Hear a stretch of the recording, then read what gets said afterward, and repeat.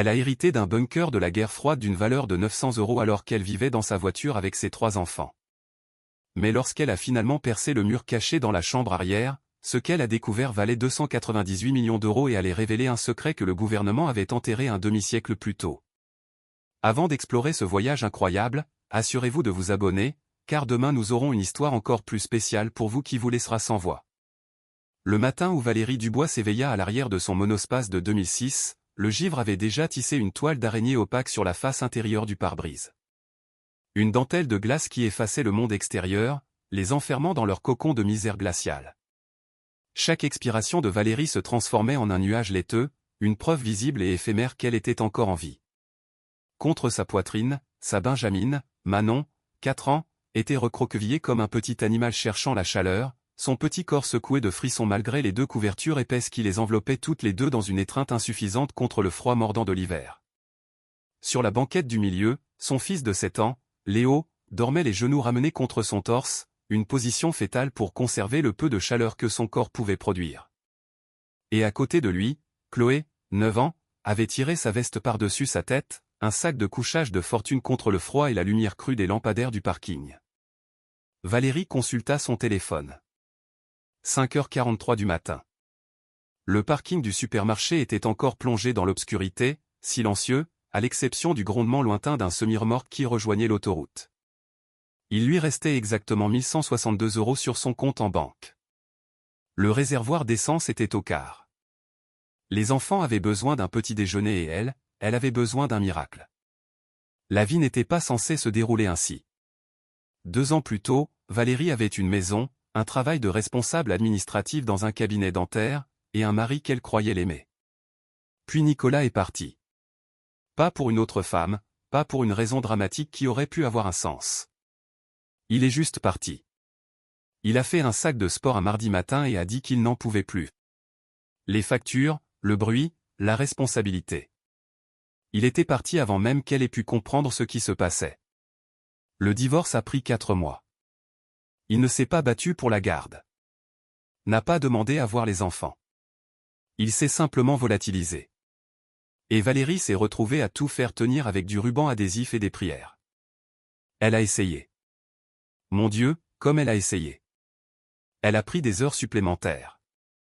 Elle a demandé de l'aide à sa famille. A fait des demandes d'aide sociale qui prenaient des mois à être traitées. Mais le cabinet dentaire l'a licenciée quand le propriétaire a pris sa retraite. Le propriétaire a augmenté le loyer. Sa voiture avait besoin de réparations qu'elle ne pouvait pas se payer. Les factures médicales pour l'asthme de Manon se sont accumulées et un jour, l'avis d'expulsion est arrivé. Elle avait 30 jours. Elle a passé ces 30 jours à appeler tous ceux qu'elle connaissait. À postuler à chaque emploi, chaque appartement, chaque chambre à louer. Rien n'a abouti. Le 31e jour, elle a chargé tout ce qu'elle pouvait faire entrer dans le monospace, a installé les enfants sur leur siège, et s'est éloignée de la seule maison qu'ils aient jamais connue. C'était il y a 6 semaines. Depuis, ils alternaient entre 3 parkings de supermarchés, une aire de repos sur l'autoroute A6, et 2 fois le parking souterrain de la médiathèque municipale où, au moins, ils pouvaient utiliser les toilettes et laisser les enfants lire des livres pendant la journée. Valérie se douchait à la piscine municipale quand elle pouvait se payer l'entrée à la journée.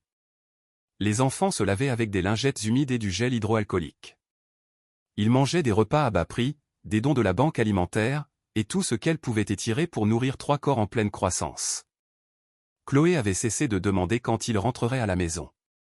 Léo avait presque cessé de parler, et Manon s'accrochait à Valérie comme si elle craignait qu'elle ne disparaisse si elle la lâchait. Les cheveux de Valérie avaient commencé à tomber par touffes.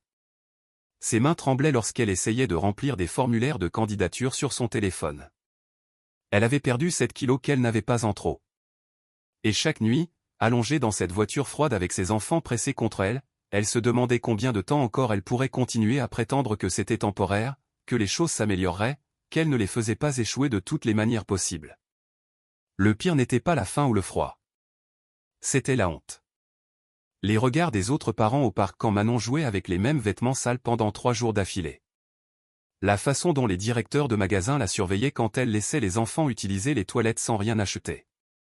Le silence des membres de sa famille qui avaient cessé de répondre à ses appels parce qu'ils ne pouvaient pas l'aider et ne voulaient pas se sentir coupables. Valérie avait grandi en croyant que le travail acharné menait au succès, que faire ce qui était juste apportait la stabilité, qu'être une bonne mère signifiait protéger ses enfants du danger. Mais elle était là, travaillant plus dur que jamais, faisant tout ce qu'il fallait, et échouant quand même. Regardant toujours ses bébés se coucher le ventre vide, écoutant toujours Léo demander s'ils auraient un jour une chambre à nouveau. Voyant toujours la peur dans les yeux de Chloé chaque fois qu'un agent de sécurité frappait à la vitre de la voiture. Il y avait des moments, tard dans la nuit, où Valérie pensait à conduire jusqu'à la maison de sa mère à 3 régions de là et à laisser les enfants sur le porche avec un mot. Pas parce qu'elle ne les aimait pas, mais parce qu'elle les aimait. Parce que peut-être que quelqu'un d'autre pourrait leur donner ce qu'elle ne pouvait pas. Mais chaque fois que cette pensée s'insinuait, elle la repoussait. C'étaient ses enfants, sa responsabilité, sa raison de respirer, et elle n'abandonnerait pas. Ce matin-là, Valérie se dégagea doucement du poids de Manon et se glissa sur le siège du conducteur. Elle tourna la clé juste assez pour faire fonctionner le chauffage quelques minutes, sachant qu'elle ne pouvait pas gaspiller de carburant, mais incapable de laisser ses bébés geler. Pendant que l'habitacle se réchauffait, elle vérifia ses emails sur son téléphone. L'écran était fissuré depuis que Léo l'avait fait tomber la semaine dernière. Spam. D'autres rejets de candidature. Une facture qu'elle ne pouvait pas payer. Et puis quelque chose d'étrange. Un email avec pour objet, notification de succession. Réponse urgente requise. Elle faillit le supprimer. Les arnaques étaient partout. Et elle avait appris à ne faire confiance à rien qui semblait trop officiel ou trop beau. Mais quelque chose la poussa à l'ouvrir. L'email provenait d'un cabinet d'avocats dans un village du Périgord, une petite localité à environ 150 km à l'ouest. Il disait, « Chère mademoiselle Dubois, nous vous écrivons pour vous informer que vous avez été désignée comme unique bénéficiaire de la succession de Jean-Pierre Duval, décédé le 3 novembre. Veuillez contacter notre étude immédiatement pour discuter du transfert de propriété et des actifs. Affaire juridique urgente. Cordialement, cabinet juridique Martin et Associés. » Valérie le lut 3 fois. Jean-Pierre Duval. Le nom remua quelque chose de lointain dans sa mémoire. Quelque chose que sa mère avait mentionné 1 ou 2 fois quand Valérie était jeune. Un oncle, peut-être. Ou un grand-oncle. Quelqu'un qui s'était brouillé avec la famille. Quelqu'un qui avait disparu dans les montagnes il y a des décennies et n'était jamais revenu.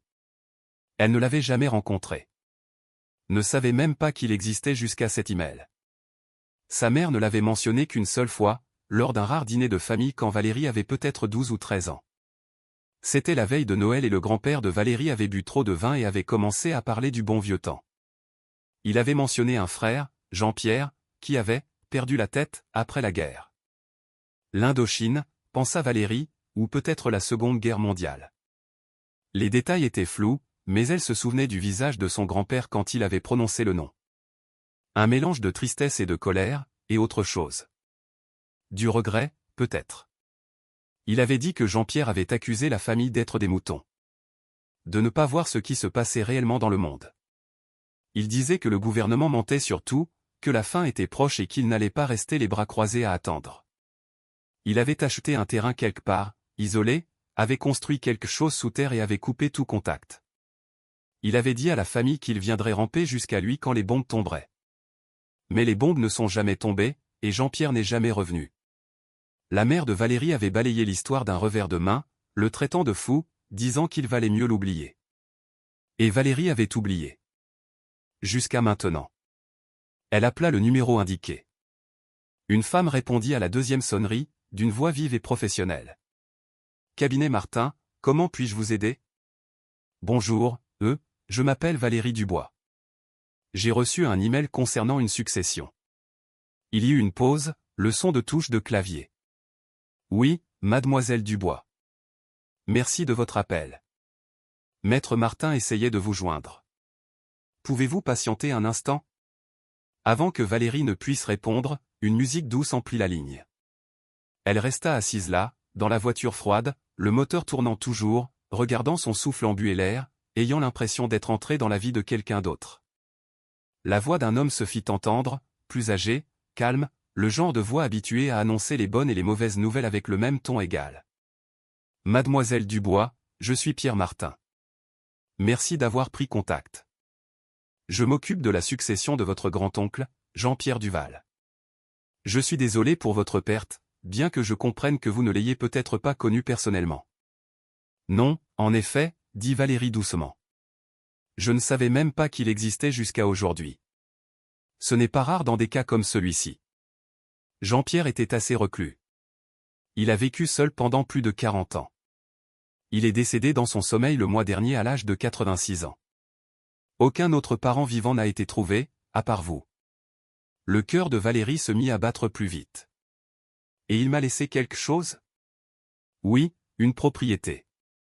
C'est un bunker de l'époque de la guerre froide situé sur un terrain rural de 7 hectares près du village. Il a été acheté en 1962 et est en sa possession depuis lors. Selon son testament, vous êtes l'unique héritière. Un bunker. Valérie ne savait pas si elle devait rire ou pleurer. Quelle est sa valeur? Il y eut une pause. Le terrain est évalué à environ 900 €. La structure elle-même n'a aucune valeur marchande. Elle est souterraine, obsolète, et sa restauration coûterait probablement plus cher que sa valeur. Mais c'est à vous si vous le voulez. Sinon, il sera vendu aux enchères par le département pour impôts impayés. 900 €. Valérie ferma les yeux. Ce n'était pas une maison. Ce n'était pas de l'argent. Ce n'était pas une solution. Mais c'était quelque chose. C'était un terrain. C'était un toit. Même si ce toit était enfoui sous la terre et le béton. C'était une chance. Que dois-je faire? Demanda-t-elle. Venez à l'étude. Signez les documents. J'aurai besoin d'une pièce d'identité et d'une preuve de parenté, mais cela ne devrait pas être difficile. La succession est simple. Pas de dette, pas de litige, juste la propriété. Je serai là, dit Valérie. Quand puis-je venir? Nous sommes ouverts aujourd'hui jusqu'à 17 h. Demain aussi. Le plus tôt sera le mieux. Je serai là aujourd'hui. Elle raccrocha et resta assise dans le silence, fixant l'email sur son écran fissuré. Derrière elle, Manon s'agita, sa petite voix pâteuse de sommeil. Maman, j'ai froid. Valérie se tourna et sourit, le premier vrai sourire qu'elle avait ressenti depuis des semaines. Je sais, mon bébé. Mais je crois que les choses vont bientôt se réchauffer. À 8h30 ce matin-là, Valérie avait utilisé le reste de son argent liquide pour acheter aux enfants des viennoiseries et des jus de fruits dans une station-service. Ils mangèrent dans le monospace, garé sous un arbre sur une aire de repos, pendant que Valérie expliquait qu'ils partaient en voyage. Où ça? Demanda Chloé, méfiante. Elle avait appris à ne pas faire confiance aux promesses. Dans un village du Périgord. Nous allons voir un avocat. On a des ennuis? Demanda Léo, les yeux écarquillés. Non, mon chéri. Le contraire. On va recevoir quelque chose. Quelque chose qui appartenait à la famille. Comme une maison? Demanda Manon, pleine d'espoir. Valérie hésita. En quelque sorte. On verra. Les enfants échangèrent des regards. Chloé, l'aînée, avait développé un scepticisme protecteur qui brisait le cœur de Valérie. Elle avait vu trop de déceptions pour une fillette de 9 ans. Trop de promesses non tenues, trop de nuits sur des parkings. Elle avait cessé de croire aux bonnes nouvelles. Léo était plus silencieux dans sa peur. Mais Valérie la voyait dans la façon dont il retenait son souffle chaque fois que quelqu'un en uniforme passait, dans la façon dont il demandait la permission avant de faire quoi que ce soit, comme s'il avait peur d'empirer les choses. Et Manon, la douce Manon, était trop jeune pour comprendre, mais assez grande pour sentir le poids de tout cela. Elle faisait des cauchemars, mouillait son lit, demandait chaque matin si c'était aujourd'hui le jour où il rentrerait à la maison. Le trajet dura 2 heures. Les enfants se rendormirent à l'arrière, épuisés par une autre nuit agitée. Valérie conduisait les fenêtres entr'ouvertes, l'air froid la gardant éveillée, l'esprit assailli de questions sans réponse. À quoi ressemblait un bunker de la guerre froide? Pourrait-il y vivre? Était-ce sûr? Était-ce même réel? Elle avait été déçue tant de fois que l'espoir semblait maintenant dangereux, comme se préparer à une autre chute. Mais elle ne pouvait pas s'en empêcher. La pensée de murs autour d'eux, d'une porte qui se verrouille de l'intérieur, d'un espace qui soit à eux et à personne d'autre. C'était suffisant pour lui faire mal à la poitrine de désir. Elle pensait à Jean-Pierre, ce grand-oncle qu'elle n'avait jamais rencontré. Quel genre d'homme construit un bunker et y vit pendant 40 ans? Quelle sorte de solitude cela devait-il être? Quelle sorte de peur? Et pourtant, il avait survécu. Il avait survécu aux menaces pour lesquelles il s'était préparé.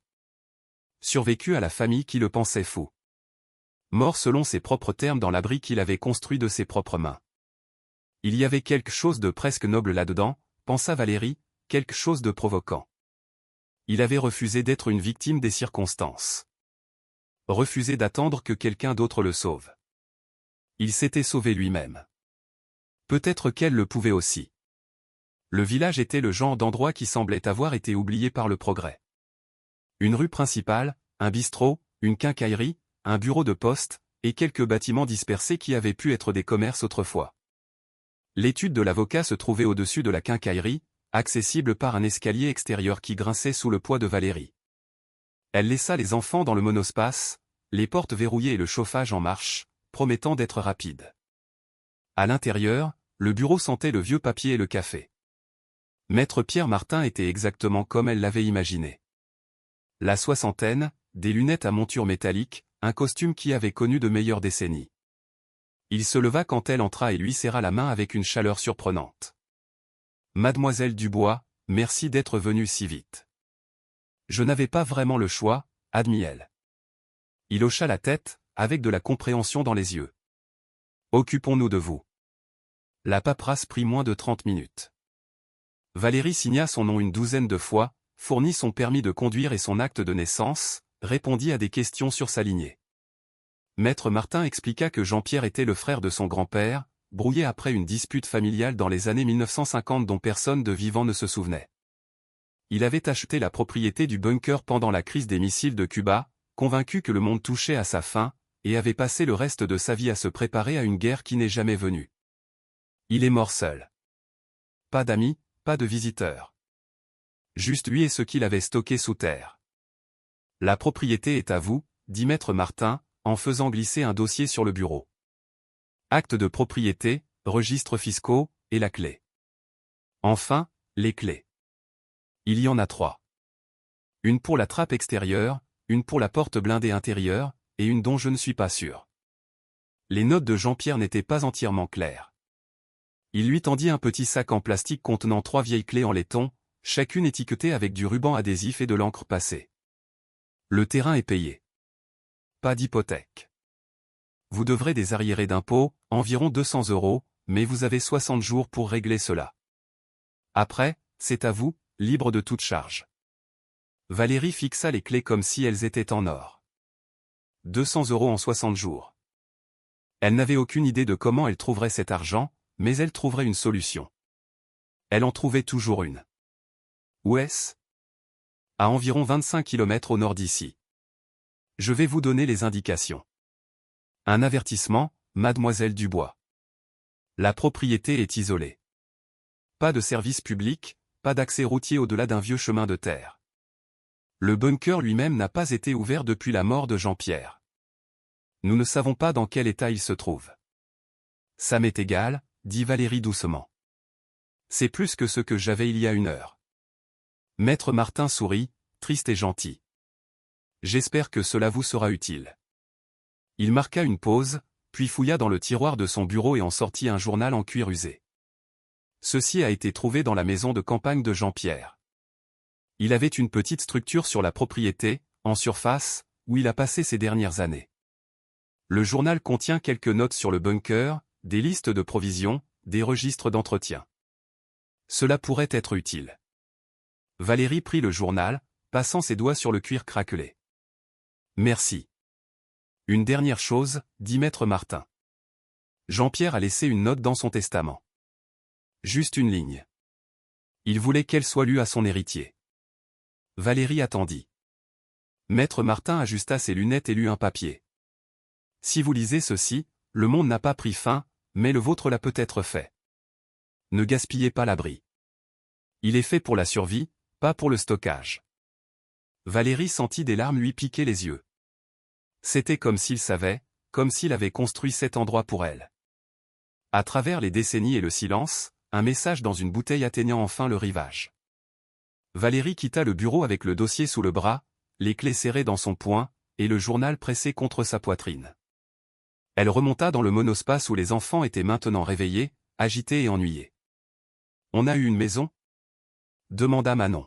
« On a eu quelque chose de mieux, » dit Valérie en démarrant le moteur. « On a eu une chance. » Les indications les menèrent hors du village, à travers des terres agricoles et des forêts, sur un chemin de terre qui méritait à peine ce nom. Le monospace rebondissait et cliquetait sur les ornières et les rochers, les branches s'éraflant les côtés. Chloé s'agrippait à la poignée de la porte. Léo pressait son visage contre la vitre. Manon fredonnait nerveusement. Les mains de Valérie étaient blanches sur le volant, chaque secousse la faisant craindre que la voiture ne lâche, qu'il ne se retrouve coincé au milieu de nulle part sans moyen de retour. Mais la voiture a tenu. Elle tenait toujours. Après 20 minutes, le chemin se terminait dans une clairière entourée de pins. Au centre se trouvait une dalle de béton plate d'environ 3 mètres sur 3, couverte de feuilles mortes et de terre. Au milieu de la dalle, une trappe en métal rouillée avec une lourde serrure à volant en fer. Sur le côté, partiellement cachée par des broussailles envahissantes, se trouvait une petite maison de campagne en bois à peine plus grande qu'une cabane, penchée d'un côté. « C'est ça ?» demanda Chloé, déçue. Valérie coupa le moteur et regarda. « Je crois bien. » Ils sortirent tous. L'air sentait le pin et la terre. C'était calme. Le genre de calme qui vous fait vous sentir petit. Des oiseaux chantaient au loin. Le vent soufflait dans les arbres. C'était isolé. C'était sauvage. C'était à eux. Valérie se dirigea vers la trappe et s'agenouilla à côté, balayant les feuilles et les débris. Le métal était froid, solide. La serrure ressemblait à quelque chose d'un sous-marin. Elle sortit la première clé, celle étiquetée « trappe », et la glissa dans la serrure. Elle coinça. Elle la remua, appliqua une pression et finalement, avec un grincement qui lui fit mal aux dents, la serrure tourna. Elle agrippa le volant et tira. Il ne bougea pas. Elle tira plus fort. Rien. Léo, viens m'aider. Son fils accourut et attrapa le volant à côté d'elle. Ensemble, ils tirèrent, s'efforçant, jusqu'à ce que finalement, avec un gémissement de métal sur métal, le volant tourne. La trappe se libéra avec un sifflement d'air vicié. Valérie l'ouvrit, révélant un puits sombre et une échelle métallique descendant dans les ténèbres. « Waouh » murmura Léo. Chloé recula. « On ne va pas descendre là-dedans. »« Il le faut, » dit Valérie. « C'est à nous maintenant. » Elle sortit son téléphone, alluma la lampe de poche et la dirigea vers le puits. L'échelle semblait stable. Les murs étaient en béton. Elle descendait d'environ 5 mètres et se terminait par une autre porte. « Restez ici » dit Valérie aux enfants. « Je vais vérifier d'abord. »« Maman, non » dit Chloé, la voix tremblante. « Et si tu restes coincé ?»« Je ne resterai pas coincé. Je reviens tout de suite. Restez où je peux vous voir. » Avant que la peur ne puisse l'arrêter, Valérie monta sur l'échelle et commença à descendre. Chaque barreau était froid et légèrement humide. La lumière de son téléphone peinait à percer l'obscurité. Sa respiration résonnait. Quand elle atteignit le bas, elle se retrouva dans une petite chambre devant une lourde porte en acier avec une autre serrure. Elle utilisa la deuxième clé, étiquetée « porte blindée », et la tourna. La porte s'ouvrit avec une facilité surprenante, pivotant vers l'intérieur sur des charnières huilées. Derrière, c'était l'obscurité, mais l'air sentait le sec, le métallique. Elle entra, la lumière de son téléphone balayant l'espace, puis elle le vit. Le bunker était plus grand qu'elle ne l'avait imaginé. La pièce principale mesurait peut-être 6 mètres sur 9, avec un plafond bas renforcé par des poutres en acier. Le long des murs, des étagères métalliques étaient garnies de boîtes de conserve, de bidons d'eau, de cartons étiquetés d'une écriture fanée. Il y avait un petit coin cuisine avec un réchaud à gaz, une table, 2 chaises, un lit de camp dans un coin avec une couverture en laine pliée dessus, une radio à pile, une pile de vieux livres, et au fond, une autre porte, plus petite, sans étiquette. Valérie traversa l'espace, les mains tremblantes. C'était poussiéreux mais solide. Pas de fuite, pas d'effondrement. Les murs en béton étaient secs. L'air était vicié mais respirable. Elle vit un puits de ventilation au plafond, vieux mais toujours fonctionnel. Il y avait une petite salle de bain séparée par un rideau, des toilettes chimiques, un lavabo. Ce n'était pas le luxe. Ce n'était même pas confortable. Mais c'était un abri. C'était réel. C'était habitable. C'était une maison. Valérie remonta l'échelle, les larmes coulant sur son visage.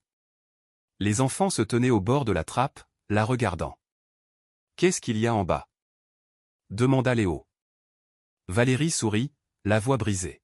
« Notre nouvelle maison. » Ils passèrent le reste de la journée à déménager le peu qu'ils avaient du monospace au bunker. Vêtements, couvertures, le lapin en peluche de Manon, les bandes dessinées de Léo, le journal de Chloé. Valérie trouva un générateur dans un coin du bunker qui fonctionnait encore, ainsi qu'une pile de bidons de carburant. Elle réussit à allumer les lumières. L'espace brillait d'une lueur jaune et faible, mais c'était de la lumière. C'était chaud. C'était à eux. Les enfants explorèrent, prudemment d'abord, puis avec une excitation croissante. Léo trouva une boîte de vieux jeux de société. Chloé découvrit une étagère de pêche en conserve, ses préférés. Manon revendiqua le lit de camp comme son lit et refusa de bouger. Valérie ouvrit le journal de Jean-Pierre et lut à la lumière d'une lanterne à pile. Son écriture était petite, précise, les entrées remontaient à des décennies. Dénombrement de provisions, notes d'entretien, bulletins météorologiques, et parsemés partout, des réflexions personnelles. Une entrée datée de mars 1978 disait « Une autre année sous terre, une autre année de survie. Le monde d'en oublie, mais je me souviens. La préparation n'est pas de la paranoïa. C'est de la responsabilité. » Valérie ferma le journal et regarda ses enfants, en sécurité et au chaud pour la première fois depuis des semaines. Jean-Pierre avait eu raison. Le monde n'avait pas pris fin, mais le sien avait failli. Et maintenant, grâce à lui, elle avait une chance de reconstruire. Ce soir-là, ils mangèrent de la soupe en conserve chauffée sur le réchaud à gaz. Ils s'assirent à la petite table, tous les quatre serrés les uns contre les autres, et pour la première fois en 6 semaines, ils n'avaient pas froid. Ils n'avaient pas peur que quelqu'un frappe à la fenêtre et leur dise de partir. Ils étaient à la maison. Avant de se coucher, Valérie explora la plus petite porte au fond du bunker. Elle était verrouillée. Elle essaya la 3e clé, celle sans étiquette. Elle ne rentrait pas. Elle tira sur la porte. Solide, inamovible. « Qu'est-ce qu'il y a là-dedans » demanda Chloé. « Je ne sais pas, » dit Valérie. « Mais nous le découvrirons. » Elle ne le savait pas encore, mais derrière cette porte se cachait un secret d'une valeur de 298 millions d'euros, un mystère enterré par le gouvernement, et une vérité qui changerait leur vie pour toujours. Mais pour l'instant, à ce moment précis, Valérie Dubois borda ses enfants dans des lits de fortune sur le sol d'un bunker de la guerre froide, leur embrassa le front et murmura les mots qu'elle avait eu trop peur de dire pendant des mois. Tout va bien se passer. Et pour la première fois, elle y crut. Le premier matin, Valérie se réveilla dans le bunker. Elle oublia où elle était. L'obscurité était absolue. Aucune lueur de l'aube, aucun bruit de circulation. Pas de lève-tôt sur un parking. Juste le silence, un silence lourd et épais qui pesait sur ses oreilles comme de l'eau. Puis elle se souvint. En bas, en sécurité, à la maison. Elle attrapa son téléphone et vérifia l'heure. 7h32.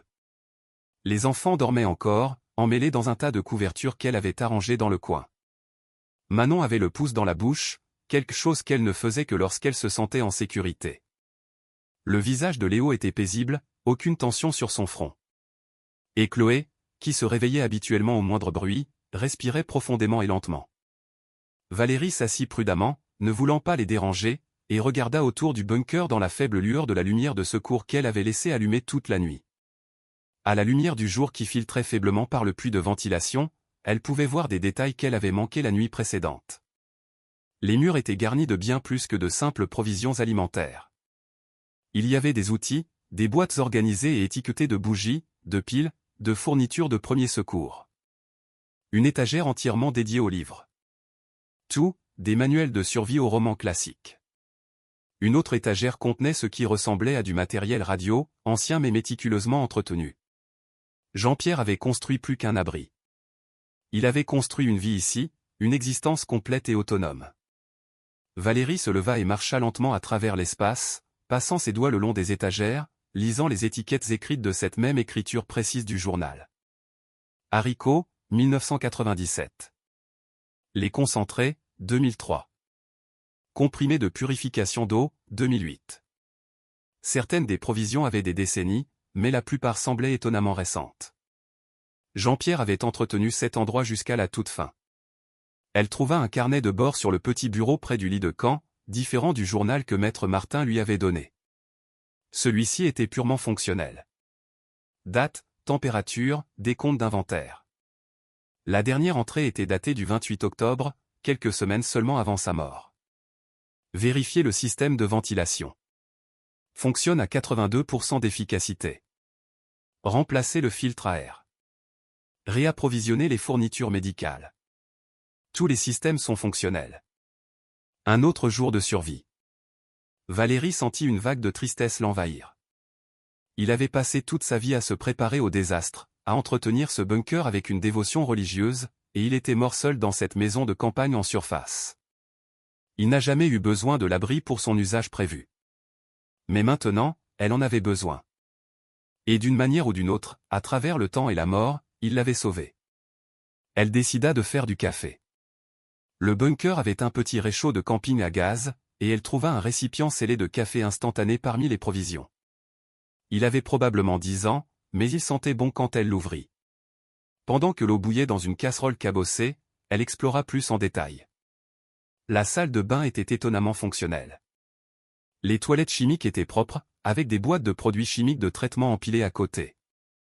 Le lavabo avait une pompe manuelle reliée à un réservoir d'eau. Elle la testa et après quelques pompages grinçants, de l'eau claire s'écoula. Il y avait même une douche de fortune, juste un sac avec une buse qui pouvait être remplie et accrochée à un crochet au plafond. Chauffage solaire, selon l'étiquette. Jean-Pierre avait pensé à tout. Valérie prépara son café et s'assit à la petite table, enroulant ses mains autour de la tasse chaude. Elle ouvrit de nouveau le journal et feuilleta les entrées, essayant de comprendre l'homme qui avait construit cet endroit. La plupart des entrées étaient pratiques, presque ennuyeuses, mais parfois, il y avait des aperçus de quelque chose de plus profond. 9 janvier 1984. Entendu à la radio que mon frère est décédé. Cancer. Ils n'ont pas appelé. Je ne m'y attendais pas. Nous avons fait nos choix. Il a choisi de faire confiance au système. J'ai choisi de me faire confiance. Je ne suis pas sûr que l'un de nous ait eu tort. Juste des types de survie différents. 17 mai 1991. 30 ans que je suis venu ici. 30 ans à être traité de fou. Peut-être que je le suis. Mais je suis en vie. Je suis libre. Je ne réponds à personne. Il y a de la dignité là-dedans. 3 septembre 2001. Le monde est devenu fou en surface. Des tours sont tombées à Paris. Des guerres arrivent. Peut-être que j'avais raison depuis le début. Peut-être que j'étais juste en avance. Et puis, vers la fin, une entrée qui coupa le souffle de Valérie. 4 juillet 2023. Je vieillis. Les os me font mal. Les poumons ne sont plus ce qu'ils étaient. J'ai pensé à ce qu'il adviendra de cet endroit quand je ne serai plus là. J'ai passé ma vie à le construire, à l'entretenir, à le perfectionner. Je ne peux pas le laisser mourir avec moi. J'ai changé mon testament. S'il me reste de la famille, ils l'auront. Peut-être qu'ils en auront besoin. Peut-être qu'ils penseront que j'étais fou. Quoi qu'il en soit, ce sera à eux. Un cadeau d'un fantôme. Valérie ferma le journal, les larmes brouillant sa vision. Il avait su. D'une manière ou d'une autre, il avait su que quelqu'un aurait besoin de cet endroit. Que sa paranoïa, son isolement, le travail de sa vie auraient de l'importance. Derrière elle, elle entendit un mouvement. Léo s'assit en se frottant les yeux. « Maman ? Bonjour, mon chéri. On reste vraiment ici ? » Valérie hocha la tête. « On reste vraiment. » Léo regarda autour de lui, l'assimilant avec un regard neuf. « C'est un peu comme un sous-marin. »« Ouais, c'est cool. » Il se leva et se dirigea vers les étagères, examinant les provisions avec la curiosité d'un enfant de 7 ans. « On peut manger ces trucs ? » « Certain. On devra vérifier les dates et voir ce qui est encore bon. Chloé se réveilla ensuite, suivie de Manon. Ils prirent le petit déjeuner ensemble, du cocktail de fruits en conserve et des gâteaux secs qui étaient étonnamment frais. Manon déclara que c'était le meilleur petit déjeuner de tous les temps, et Valérie n'eut pas le cœur de lui rappeler les crêpes qu'ils avaient l'habitude de manger le dimanche matin dans leur ancienne vie. Après le petit déjeuner, Valérie décida qu'ils devaient explorer pleinement leur nouvelle maison. « D'accord, l'équipe, dit-elle en rassemblant les enfants autour de la table. C'est notre maison maintenant. Cela signifie que nous devons en connaître chaque recoin, comment ça fonctionne, ce que nous avons, ce dont nous avons besoin. Alors aujourd'hui, nous partons en mission. » « Quel genre de mission ? » demanda Manon, les yeux écarquillés. « Une mission d'exploration. Nous allons tout inventorier, tester tous les systèmes, et trouver comment vivre ici correctement. » Léo salua. « Oui, madame. » Ils passèrent les heures suivantes à parcourir le bunker méthodiquement. Valérie apprit aux enfants à lire les dates de péremption, et ils trièrent les provisions alimentaires en catégories, certainement bons, probablement bons, certainement mauvais. La plupart des conserves étaient encore scellées et viables. Les aliments séchés stockés dans des contenants hermétiques étaient bons. Ils trouvèrent du riz, des pâtes, de l'avoine, du lait en poudre, du sucre, du sel, des épices. Il y avait assez de nourriture pour les faire tenir des mois s'ils étaient prudents. La situation de l'eau était plus complexe. Il y avait des dizaines de bidons de 20 litres d'eau, la plupart encore scellés. Jean-Pierre avait également mis en place un système de collecte d'eau de pluie qui alimentait des réservoirs de stockage. Valérie trouva ses notes sur le traitement et la purification de l'eau. Le système était brillant, vraiment autonome avec un entretien minimal. Ils testèrent le générateur ensemble. Léo aida Valérie à vérifier le niveau d'huile et le carburant. Quand elle tira sur la corde de démarrage, il rugit à la vie au deuxième essai, et les 3 enfants applaudirent. Les lumières s'intensifièrent, et un ventilateur se mit en marche, aspirant de l'air frais à travers le système de filtration. « Comment est-ce qu'il a de l'air » demanda Chloé. « Tu vois ce conduit » Valérie montra un tube métallique qui montait à travers le plafond. Il va jusqu'à la surface. Il y a un système de filtre qui nettoie l'air qui entre et un ventilateur qui le fait circuler. Et si quelqu'un le bloque ? Valérie marqua une pause. Elle n'y avait pas pensé. Mettons ça sur la liste des choses à vérifier régulièrement. Ils trouvèrent des vêtements dans des bacs en plastique scellés, du surplus militaire principalement, des vestes, des pantalons, des sous-vêtements thermiques. Certains iraient aux enfants avec quelques ajustements. Il y avait des couvertures, des sacs de couchage, même une petite bibliothèque de livres pour enfants qui semblait n'avoir jamais été ouvert. Jean-Pierre avait-il espéré des visiteurs, que sa famille le rejoigne? Ou avait-il simplement été minutieux? Les fournitures médicales étaient complètes, bandages, antibiotiques, analgésiques, antiseptiques. Valérie trouva un manuel de premiers secours et se nota mentalement de l'étudier. Elle devrait savoir comment gérer les urgences sans accès à un hôpital. Et puis il y avait les documents. Dans un classeur verrouillé que Valérie ouvrit avec une clé du trousseau de Jean-Pierre, elle trouva des dossiers de paperasse. Actes de propriété, registres fiscaux, reçus de fournitures remontant à des décennies. Mais aussi autre chose. Des documents gouvernementaux, des mémos, des rapports. Certains d'entre eux estampillés de classification comme « confidentiel » et « pour usage officiel seulement ». Valérie sortit un dossier intitulé « Défense civile 1962 » et l'ouvrit. À l'intérieur se trouvaient des plans architecturaux pour des abris anti-atomiques, des recommandations gouvernementales pour la préparation civile, et une correspondance entre Jean-Pierre et diverses agences de l'État. Il avait apparemment fait partie d'un programme de défense civile, l'un des milliers de citoyens encouragés à construire des abris privés pendant la guerre froide. Mais il y avait plus. Des lettres discutant d'utilisations alternatives pour les abris, des références à la préservation des ressources stratégiques et au protocole de continuité.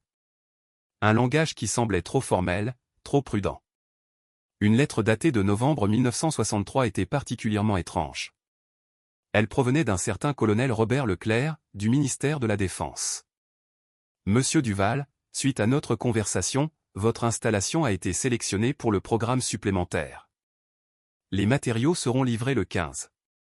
Suivez les instructions avec précision. Cette affaire est classifiée. Toute divulgation entraînera des poursuites en vertu de la loi. Votre coopération garantit la sécurité nationale. Valérie fronça les sourcils. Quel matériau? Quel programme supplémentaire? Elle parcourut les autres documents mais ne trouva aucun suivi, aucune explication. Juste cette lettre énigmatique. Maman, c'est quoi ça? Léo avait trouvé quelque chose derrière l'une des étagères. Un panneau métallique d'environ 1 mètre carré encastré dans le mur. Il avait une petite poignée et ce qui ressemblait à une serrure à combinaison. Valérie s'approcha et l'examina. Le panneau était peint de la même couleur que le mur, conçu pour se fondre dans le décor. Si Léo n'avait pas rampé derrière les étagères, il ne l'aurait jamais remarqué. Je ne sais pas, dit Valérie. Elle essaya la poignée. Verrouillée. Peut-être un rangement, ou un passage secret, dit Léo, excité. Pour aller où? On est déjà sous terre. Les pièces secrètes peuvent être n'importe où. Chloé les rejoignit, curieuse. Et c'est la combinaison du journal. Valérie récupéra le journal et le feuilleta, cherchant des chiffres qui pourraient être significatifs. Là, dans une entrée de 1964, combinaison réglée, 071845. Date de naissance à l'envers. N'oubliera pas. Valérie l'essaya. 0-7-1-8-4-5. La serrure cliqua. La poignée tourna. Le panneau s'ouvrit sur des charnières bien huilées. Derrière, il y avait l'obscurité et une odeur, pas désagréable, mais différente, stérile, chimique. Valérie éclaira l'ouverture avec son téléphone. C'était un tunnel, étroit, avec des murs en béton. Il s'étendait sur environ 5 mètres et se terminait par une autre porte. Une porte lourde, en acier, avec une serrure à volant comme celle de l'entrée. « Restez ici », dit Valérie aux enfants. « Maman, je veux voir », protesta Léo. « Restez ici », dit-elle de sa voix de commandement, celle qui ne tolérait aucune discussion. Ils restèrent. Valérie rampa à travers l'ouverture et dans le tunnel. C'était étroit, claustrophobe. Les murs semblaient se refermer sur elle. Quand elle atteignit la porte, elle constata qu'elle était verrouillée par un autre mécanisme. Celui-ci nécessitait une clé. Elle essaya la 3e clé, celle sans étiquette qui n'avait fonctionné nulle part ailleurs. Elle glissa parfaitement. Valérie prit une profonde inspiration. Chaque instinct lui disait de faire demi-tour, de laisser ça tranquille, d'être reconnaissante pour ce qu'ils avaient déjà. Mais elle était allée trop loin pour s'arrêter maintenant. Elle avait passé trop de temps à accepter les portes fermées et les impasses. Elle tourna la clé. La serrure se désengagea avec un bruit sourd. Elle agrippa le volant et le tourna. La porte s'ouvrit. Et Valérie Dubois découvrit pourquoi son grand-oncle Jean-Pierre avait vécu toute sa vie dans le secret. La pièce au-delà était à peu près de la même taille que le bunker principal, peut-être légèrement plus petite, mais elle ne ressemblait en rien au bunker principal. Les murs étaient garnis d'étagères métalliques, et sur ces étagères se trouvaient des boîtes, des dizaines de boîtes, peut-être une centaine. Elles étaient faites de bois sombre, de la taille de boîtes à chaussures, et chacune avait un fermoir en métal et une petite plaque en laiton avec des numéros gravés dessus. Valérie entra, la lumière de son téléphone balayant l'espace. Les boîtes étaient disposées avec une précision obsessionnelle, organisées par les numéros sur leur plaque, de 001 à 098. Elle s'approcha et prit la première boîte. Elle était plus lourde qu'elle ne s'y attendait. Elle ouvrit le fermoir et souleva le couvercle. À l'intérieur, nichées dans un rembourrage en mousse, se trouvaient des pièces d'or, des dizaines, brillant à la lumière de son téléphone. Les mains de Valérie se mirent à trembler. Elle ouvrit une autre boîte. Plus de pièces, en argent cette fois. Et une autre. De la monnaie papier, de vieux billets en parfait état, protégés dans des pochettes en plastique. Elle ouvrit boîte après boîte, son cœur battant de plus en plus fort à chaque fois. Or, argent, platine, pièces rares, devises de différentes époques. Et puis, dans les boîtes numérotées de 60 à 98, quelque chose de différent. Des documents, des certificats d'action, des obligations aux porteurs. Son souffle se fit court. Elle ne pouvait pas traiter ce qu'elle voyait. Ce n'étaient pas les économies de Jean-Pierre. Ce n'étaient pas des fournitures de survie. C'était de la richesse. Une richesse sérieuse, impossible. Au fond de la pièce, elle trouva un classeur. À l'intérieur se trouvait un registre, similaire à ceux du bunker principal, mais d'un ton différent. Les entrées étaient prudentes, codées. Mais la dernière page était assez claire. Une liste du contenu avec des valeurs estimées, datées de 6 mois avant la mort de Jean-Pierre. Or, 41 200 000. Argent, 8 700 000. Pièces rares, 23 millions. Obligations et titres, 179 millions. Collection de devises, 46 100 000. Valeur totale estimée, 298 millions d'euros. Les jambes de Valérie la lâchèrent. Elle s'assit lourdement sur le sol en béton, le registre tombant de ses mains. 298 millions d'euros. Cachés dans un bunker. Légués à elle. Elle resta assise là pendant un long moment, trop choquée pour bouger, trop submergée pour penser. Finalement, elle entendit Chloé appeler depuis le tunnel. « Maman, ça va ?» La voix de Valérie se brisa quand elle répondit. « Oui, mon bébé, ça va. » « Qu'est-ce qu'il y a là-dedans ?» Valérie regarda autour de la pièce une fortune enfouie dans l'obscurité, l'héritage d'un homme qui n'avait fait confiance à personne et à rien, sauf à ce qu'il pouvait tenir dans ses mains. Ce qui va suivre va bouleverser cette nuit, révéler une vérité que personne n'attendait, et nous rappeler pourquoi parfois les voix les plus silencieuses sont les plus puissantes. Restez à l'écoute pour voir ce qui se passe ensuite. Si vous aimez l'histoire, veuillez aimer, partager et vous abonner pour en savoir plus. Valérie rampa à nouveau à travers le tunnel, fermant et verrouillant la porte derrière elle. Elle émergea dans le bunker principal où ses 3 enfants attendaient, leurs visages pleins de questions. « Qu'est-ce qu'il y avait là-dedans » demanda Léo. Valérie regarda ses enfants. Manon avec son lapin en peluche. Léo avec ses yeux pleins d'espoir. Chloé avec sa suspicion protectrice. Ils avaient traversé tant de choses, perdu tant de choses. Et maintenant, d'une manière ou d'une autre, ils avaient tout. Mais comment pouvait-elle l'expliquer? Comment pouvait-elle leur faire comprendre le poids de ce qu'elle venait de trouver? Du rangement, dit-elle prudemment. Du vieux rangement d'il y a longtemps. Du rangement de quoi? Des choses avec lesquelles nous devons être très prudents. Des choses dont nous ne pouvons parler à personne. Les yeux de Chloé se plissèrent. Pourquoi pas? Parce que parfois, quand les gens savent que tu as quelque chose de précieux, ils essaient de le prendre. Et ça, c'est à nous. À notre famille. Nous devons le protéger. C'est un trésor? Demanda Manon, sautillant presque. Valérie sourit malgré tout. En quelque sorte. Oui. On peut le voir? Pas encore. Pour l'instant, nous devons nous concentrer sur l'aménagement de cet endroit, sur notre sécurité, sur le fait d'être à nouveau une famille. Le reste peut attendre. Mais ça ne pouvait pas attendre. Pas vraiment. Car cette nuit-là, après que les enfants se soient endormis, Valérie s'assit au petit bureau avec le registre de Jean-Pierre et essaya de comprendre la situation impossible dans laquelle elle se trouvait. Elle était sans abri. Elle avait 11 € sur son compte en banque. Elle vivait dans un bunker souterrain avec 3 enfants et aucun revenu légal. Et sur le papier, elle valait près de 300 millions d'euros. Mais ce n'était pas si simple. Ce n'était pas un compte en banque auquel elle pouvait accéder. C'était une richesse physique, cachée, peut-être illégale. Ces documents gouvernementaux qu'elle avait trouvés, les lettres classifiées, l'avertissement sur la divulgation. Jean-Pierre n'était pas tombé sur cette fortune par hasard. On la lui avait donnée, ou il l'avait volée, ou il avait fait partie de quelque chose qu'elle ne comprenait pas.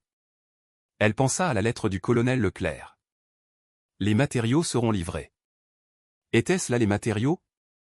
Le gouvernement avait-il donné à Jean-Pierre des millions d'actifs à cacher pendant la guerre froide? Et si oui, pourquoi? Dans quel but? Valérie ouvrit son ordinateur portable, utilisant le reste de son partage de connexion Internet pour chercher des informations. Elle trouva des articles sur les programmes de continuité de la guerre froide, sur la façon dont le gouvernement avait distribué des ressources dans des lieux secrets pour assurer la survie en cas de guerre nucléaire. Il y avait des histoires de bunkers oubliés, de provisions perdues, de fortunes égarées. Mais rien de cette ampleur, rien qui n'expliquait ce qu'elle avait trouvé. Elle chercha le colonel Robert Leclerc. Le nom apparaissait dans des documents déclassifiés des années 60, associés à quelque chose appelé « projet sauvegarde ». Mais les détails étaient expurgés, classifiés, enterrés sous des décennies de bureaucratie. quelle que soit la chose dont Jean-Pierre avait fait partie, c'était réel. C'était sanctionné par le gouvernement, du moins au début. Et maintenant, c'était à elle. Valérie ferma l'ordinateur portable et regarda autour du bunker. Cet endroit l'avait sauvé, lui avait donné, ainsi qu'à ses enfants, un abri quand ils n'avaient rien. Et maintenant, il leur avait donné autre chose, un avenir. Mais seulement si elle parvenait à le réclamer sans tout perdre. Elle pensa à aller à la police, chez un avocat, à une autorité quelconque. Mais que dirait-elle? J'ai trouvé 300 millions d'euros dans le bunker de mon grand-oncle décédé, et je pense que le gouvernement les y a mis il y a 60 ans. Il le prendrait, enquêterait, la bloquerait dans des procédures judiciaires pendant des années. Et pendant ce temps, ses enfants iraient en foyer d'accueil, et elle retournerait vivre dans sa voiture, attendant qu'un système qu'il avait déjà laissé tomber la sauve d'une manière ou d'une autre. Non. Elle avait appris quelque chose au cours des 6 dernières semaines. Le système ne sauvait pas les gens comme elle. Les gens comme elle se sauvaient eux-mêmes. Valérie prit une décision. Elle garderait le secret, du moins pour l'instant. Elle se concentrerait sur l'aménagement du bunker, sur la stabilisation des enfants, sur la construction d'une vie normale. Et lentement, prudemment, elle trouverait quoi faire de l'héritage de Jean-Pierre. Mais d'abord, elle devait comprendre exactement ce qu'elle avait. Au cours des 3 jours suivants, Valérie passa chaque moment libre dans la pièce cachée, cataloguant le contenu pendant que les enfants jouaient ou lisaient dans le bunker principal. Elle photographia chaque boîte, chaque document, chaque certificat. Elle créa une feuille de calcul sur son ordinateur portable, organisant tout par type et valeur estimée. L'or seul était stupéfiant. Des Napoléons, des louis d'or, des crus-gérants sud-africains, des pièces du XIXe siècle, non circulées, de qualité musée.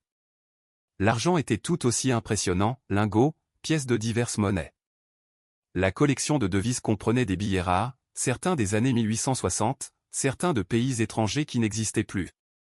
Et les obligations, des obligations aux porteurs, ce qui signifiait que celui qui les détenait les possédait. Pas de nom, pas d'enregistrement. Juste du papier qui pouvait être encaissé par quiconque le possédait. Certaines étaient arrivées à échéance il y a des décennies et valaient bien plus que leur valeur nominale. Valérie n'avait aucune idée de comment commencer à convertir tout cela en argent utilisable. Mais elle savait une chose. Ils n'étaient plus sans abri. Ils étaient riches. Ils devaient juste trouver comment le dépenser sans aller en prison. Le 4e jour dans le bunker, Valérie décida qu'il devait s'aventurer dehors. Il commençait à manquer de nourriture fraîche et les enfants devenaient agités. Plus important encore, elle devait comprendre la propriété en surface pour voir de quelles ressources ils disposaient. Ils montèrent l'échelle ensemble, émergeant dans la pâle lumière du matin.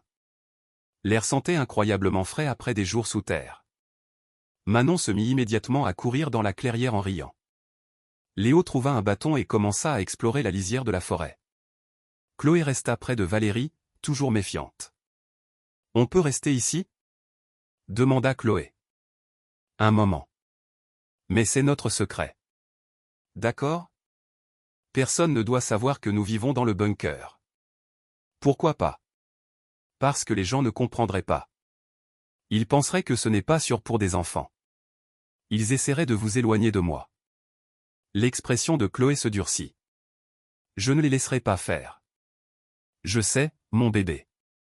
Mais la meilleure façon de les arrêter, c'est de garder le silence. » Ils explorèrent la propriété ensemble. Les 7 hectares étaient principalement boisés, avec la clairière au centre et un chemin de terre menant à la route principale. La maison de campagne dans laquelle Jean-Pierre avait vécu était en mauvais état. Le toit s'affaissait, les fenêtres étaient cassées, et l'intérieur était rempli de détritus et de débris. Mais elle avait du potentiel. Avec du travail, elle pourrait être habitable, peut-être même un logement officiel si quelqu'un venait poser des questions. Valérie trouva la vieille camionnette de Jean-Pierre derrière la maison, une Peugeot de 1992 couverte de rouille et d'aiguilles de pin. Elle essaya la clé de son trousseau. Le moteur toussa et crachota, mais démarra au 3e essai. Ils avaient un moyen de transport. Ils se rendirent au village. Les enfants étaient excités d'être dans un véhicule qui n'était pas le monospace exigu. Valérie fit des courses au petit marché, payant avec le reste de son argent liquide. La femme à la caisse était amicale, curieuse de voir de nouveaux visages. « Vous êtes de passage ? En quelque sorte, dit Valérie prudemment. J'ai hérité d'une propriété familiale, j'essaie de la retaper. Oh, la propriété du Val, là-haut sur la colline. C'est ça. La femme sourit. Jean-Pierre était un sacré personnage. Il restait dans son coin, mais il venait ici une fois par mois pour ses provisions. Payait toujours en espèces. Ne disait jamais grand-chose. Vous êtes de sa famille? Sa petite nièce. Eh bien, bienvenue au village. Dites-nous si vous avez besoin de quoi que ce soit. Valérie la remercia et partit, sentant le poids de l'attention du petit village. La nouvelle de leur présence se répandrait. Elle devrait être prudente. Sur le chemin du retour, Chloé posa la question que Valérie redoutait. Maman, qu'est-ce qu'on va faire? Jean, vraiment? On ne peut pas vivre dans un bunker pour toujours. Valérie agrippa le volant, regardant le chemin de terre se dérouler devant eux. Je ne sais pas encore, mon bébé. Mais on va trouver une solution. Ensemble. Cette nuit-là, après que les enfants se soient endormis, Valérie s'assit dans la pièce cachée, entourée de boîtes de fortune, et se sentit plus perdue que lorsqu'elle vivait sur le parking du supermarché. L'argent ne résolvait pas tout. Il ne vous rendait pas intelligent. Il ne vous disait pas à qui faire confiance. Il n'était pas livré avec un mode d'emploi. Elle prit le registre de Jean-Pierre et le feuilleta jusqu'à la dernière page, cherchant une sorte de guide. Et là, dans la marge, dans cette écriture précise, se trouvait une note qu'elle avait manquée auparavant. La richesse sans sagesse n'est qu'une autre forme de pauvreté. Dépense-la lentement. Ne fais confiance à personne. Survie. Valérie ferma le registre et sourit. D'accord, Jean-Pierre, pensa-t-elle. Je vais essayer. Elle verrouilla la pièce cachée, rampa à nouveau à travers le tunnel, et rejoignit ses enfants dans le bunker principal. Ils avaient un abri, ils avaient de la nourriture, ils avaient un secret d'une valeur de 300 millions d'euros, et ils savaient les uns les autres. Ce n'était pas parfait. Mais pour la première fois depuis plus longtemps qu'elle ne pouvait s'en souvenir, Valérie Dubois avait de l'espoir. Un espoir réel, solide, tangible. Et demain, elle commencerait à trouver quoi en faire. Valérie passa les 2 semaines suivantes dans un état d'anxiété constante. Le jour, elle jouait le rôle de la mère célibataire en difficulté, tirant le meilleur parti d'une mauvaise situation, réparant la maison de campagne en surface pour qu'elle ait l'air d'un endroit légitime où dormir. La nuit, après que les enfants se soient épuisés à jouer dans les bois et à explorer leur nouvelle maison, elle descendait dans la pièce cachée et faisait des recherches. Elle utilisait la connexion Internet intermittente de son téléphone pour apprendre tout ce qu'elle pouvait sur la préservation des actifs de la guerre froide, les obligations aux porteurs, la valeur des pièces rares, et surtout, comment convertir une richesse cachée en argent utilisable sans déclencher d'enquête. Plus elle en apprenait, plus cela devenait compliqué. L'or et l'argent étaient relativement simples.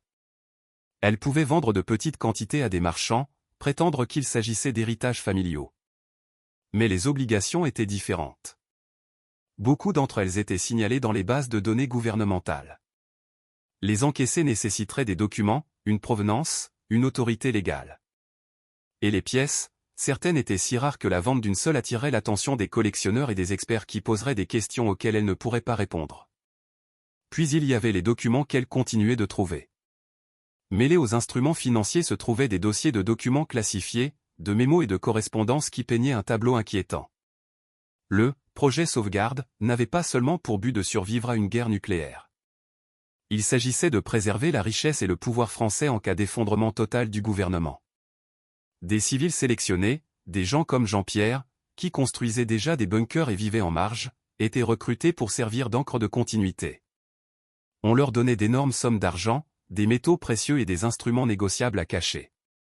La théorie était que si Paris était détruit, si le système bancaire s'effondrait, si la société s'écroulait, ces réserves cachées pourraient être utilisées pour reconstruire.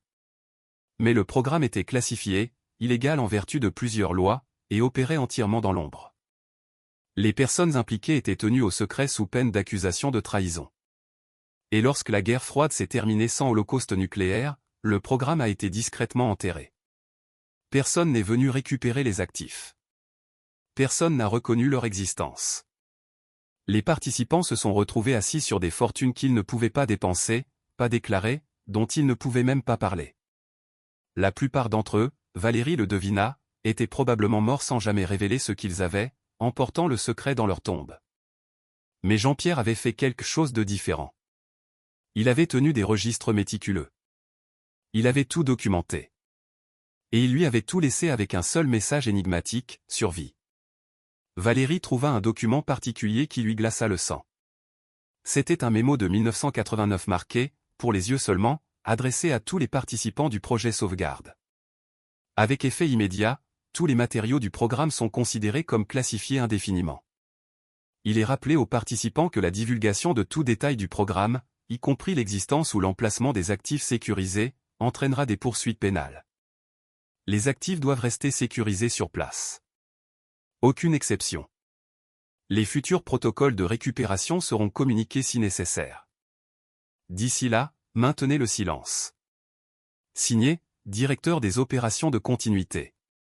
Il n'y eut aucune communication de suivi, aucune récupération, aucune clôture. Juste cet ordre final de garder le silence et d'attendre. Et Jean-Pierre avait attendu pendant 34 années de plus, jusqu'à sa mort. Maintenant, Valérie comprenait pourquoi il avait vécu de cette façon. Il n'était pas seulement paranoïaque. Il se protégeait de son propre gouvernement. Et maintenant, elle était dans la même position. Elle avait une richesse qu'elle ne pouvait pas réclamer, pas déclarer, pas utiliser en toute sécurité. Et si les mauvaises personnes la prenaient, elle ne perdrait pas seulement l'argent, elle pourrait perdre sa liberté, ses enfants.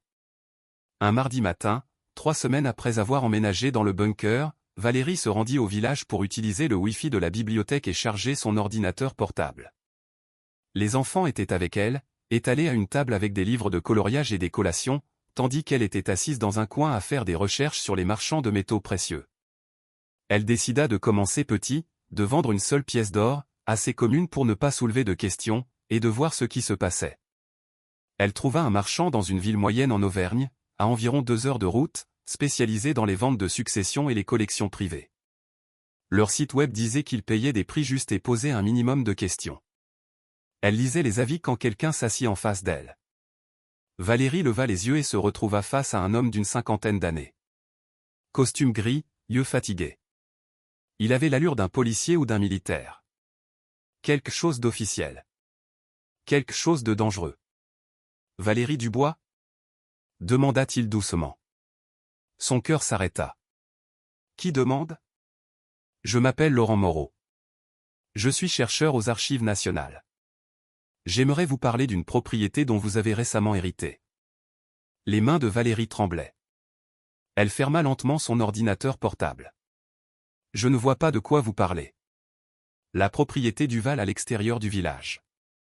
7 hectares, incluant un bunker de l'époque de la guerre froide construit par Jean-Pierre Duval en 1962.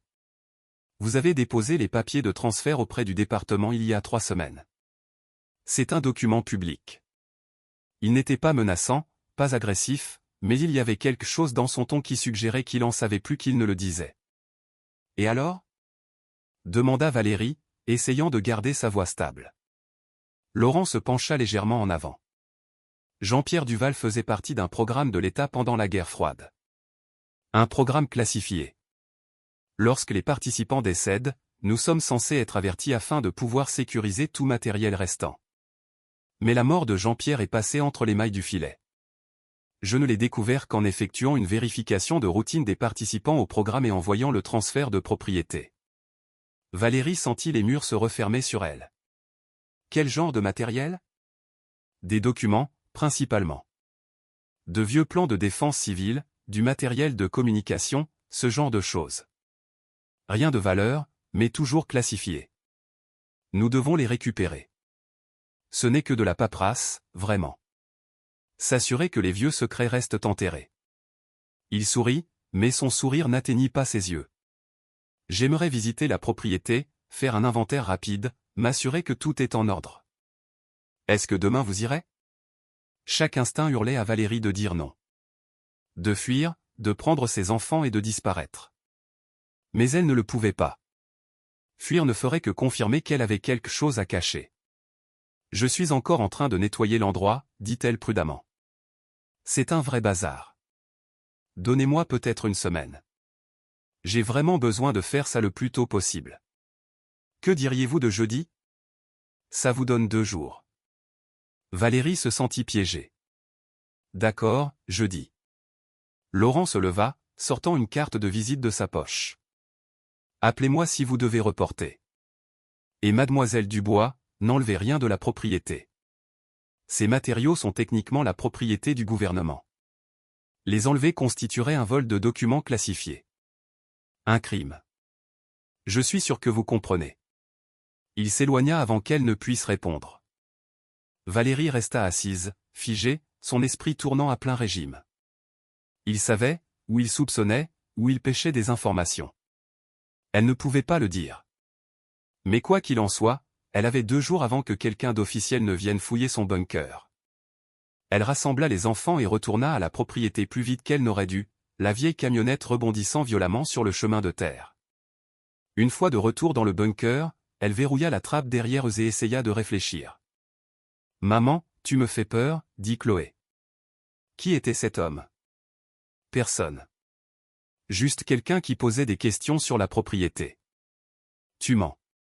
Valérie regarda les yeux accusateurs de sa fille et sentit la culpabilité l'envahir. Je vous protège.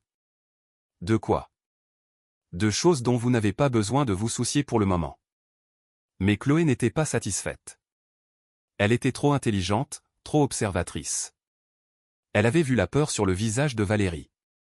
Cette nuit-là, après que Léo et Manon se soient endormis, Chloé confronta de nouveau sa mère. Il y a quelque chose dans cette pièce, n'est-ce pas?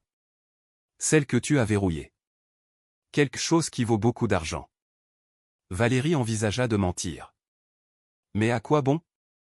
Chloé savait déjà. Oui. Combien? Assez pour changer nos vies. Si je parviens à trouver comment le réclamer sans tout perdre. Chloé traita l'information en silence. C'est volé? Non, je ne crois pas. Ça a été donné à Jean-Pierre par le gouvernement il y a longtemps. Mais maintenant, ils le veulent en retour. Tu vas le leur donner? Valérie regarda sa fille de 9 ans. Cette fille féroce et brillante qui avait grandi trop vite, qui avait dormi dans des voitures et mangé à la banque alimentaire sans jamais se plaindre. Je ne sais pas, admit Valérie. Cet argent pourrait te donner tout ce que tu mérites. Des études, une vraie maison, la sécurité. Mais si je le garde, nous pourrions passer nos vies à regarder par-dessus notre épaule. Et si je l'abandonne, nous retournons à la case départ. Chloé réfléchit un long moment. On n'est pas à la case départ, dit-elle finalement. On a cet endroit. On a de la nourriture. On sait les uns les autres. C'est plus que ce qu'on avait avant. Mais tu ne veux pas plus? Je veux que tu n'aies pas peur tout le temps, dit Chloé doucement. Je veux que Léo sourie à nouveau. Je veux que Manon arrête de faire des cauchemars. Je me fiche de l'argent. Je me soucie de nous. Valérie attira sa fille dans ses bras et pleura pour la première fois depuis qu'elle avait trouvé la fortune. Parce que Chloé avait raison. Elle avait été tellement concentrée sur l'argent, sur ce qu'il pouvait acheter, qu'elle avait oublié ce qui comptait vraiment. Mais le lendemain matin, la réalité la rattrapa. Elle avait moins de 48 heures avant l'arrivée de Laurent Moreau. Elle avait besoin d'un plan. Valérie passa le mercredi dans la pièce cachée à tout photographier. S'il le lui prenait, elle aurait au moins la preuve que ça existait. Elle documenta chaque boîte, chaque document, chaque pièce de preuve.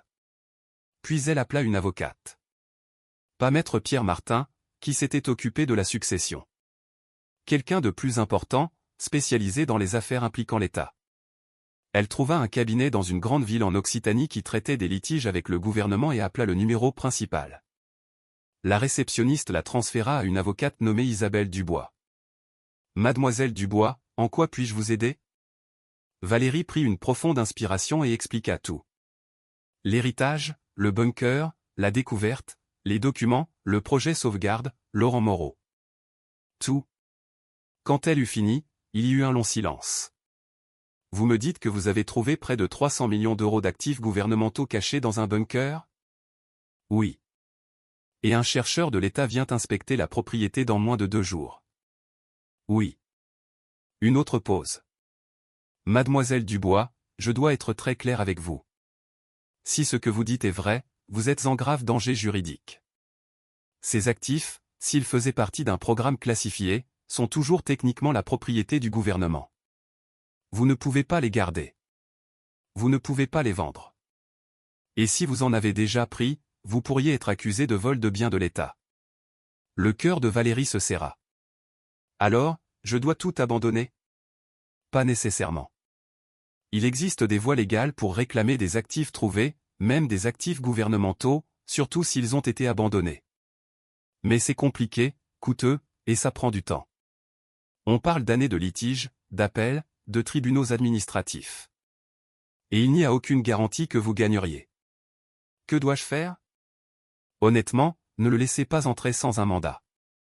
Vos droits sont protégés. Il ne peut pas fouiller votre propriété sans motif valable ou votre permission. Dites-lui que vous devez d'abord consulter un avocat. Cela nous donnera du temps pour déposer une réclamation et établir votre position juridique avant que le gouvernement ne saisisse tout. Et s'il vient quand même, appelez-moi immédiatement. Mais mademoiselle Dubois, je dois vous demander, pouvez-vous vous permettre une représentation? Mes honoraires de provision seuls sont de 25 000 €, et une affaire comme celle-ci pourrait facilement atteindre 6 chiffres. Valérie ferma les yeux. Je ne peux pas. Je n'ai rien. Alors je suis désolé. Je ne peux pas vous aider. Essayez l'aide juridictionnelle. Peut-être qu'ils pourront trouver quelqu'un prêt à prendre ce cas pro bono. Mais je n'y compterai pas. L'appel se termina, et Valérie resta assise dans l'obscurité de la pièce cachée, entourée d'une richesse qu'elle ne pouvait pas toucher et d'une liberté qu'elle était sur le point de perdre. Le jeudi matin arriva trop vite. Valérie avait à peine dormi. Elle avait passé la nuit à prendre une décision qui la terrifiait, mais qui semblait être la seule option restante. Elle allait cacher les preuves. Pas nécessairement l'argent, mais les documents, les papiers classifiés, la preuve que le projet sauvegarde existait. Sans cela, Laurent Moreau ne trouverait qu'un vieux bunker avec quelques provisions. Il n'aurait aucune preuve de l'implication du gouvernement, aucun motif de saisie, aucune affaire. Elle déplaça les documents les plus compromettants dans le classeur du bunker principal, puis scella la pièce cachée. Elle nettoya toute trace de l'entrée du tunnel, repoussant l'étagère devant le panneau. Cela ne tromperait pas une fouille approfondie, mais peut-être que ce serait suffisant. À 10 heures, un SUV noir arriva sur la propriété. Laurent Moreau en sortit, accompagné d'un autre homme, plus jeune, à l'air plus dur, militaire ou des services de renseignement, devina Valérie. Elle les accueillit à l'extérieur de la maison de campagne, essayant de paraître calme. « Mademoiselle Dubois, dit Laurent, poli comme auparavant. Voici l'agent spécial Thierry Bernard, du ministère de la Défense. Nous sommes ici pour effectuer l'inventaire dont nous avons discuté. » L'agent Bernard ne sourit pas. Ne se présenta pas correctement. Il hocha simplement la tête et commença à se diriger vers la trappe du bunker. « Attendez, dit Valérie. Avez-vous un mandat? » Laurent s'arrêta. « Nous n'avons pas besoin de mandat. Vous nous avez donné la permission d'inspecter la propriété. J'ai reconsidéré. J'ai parlé à une avocate.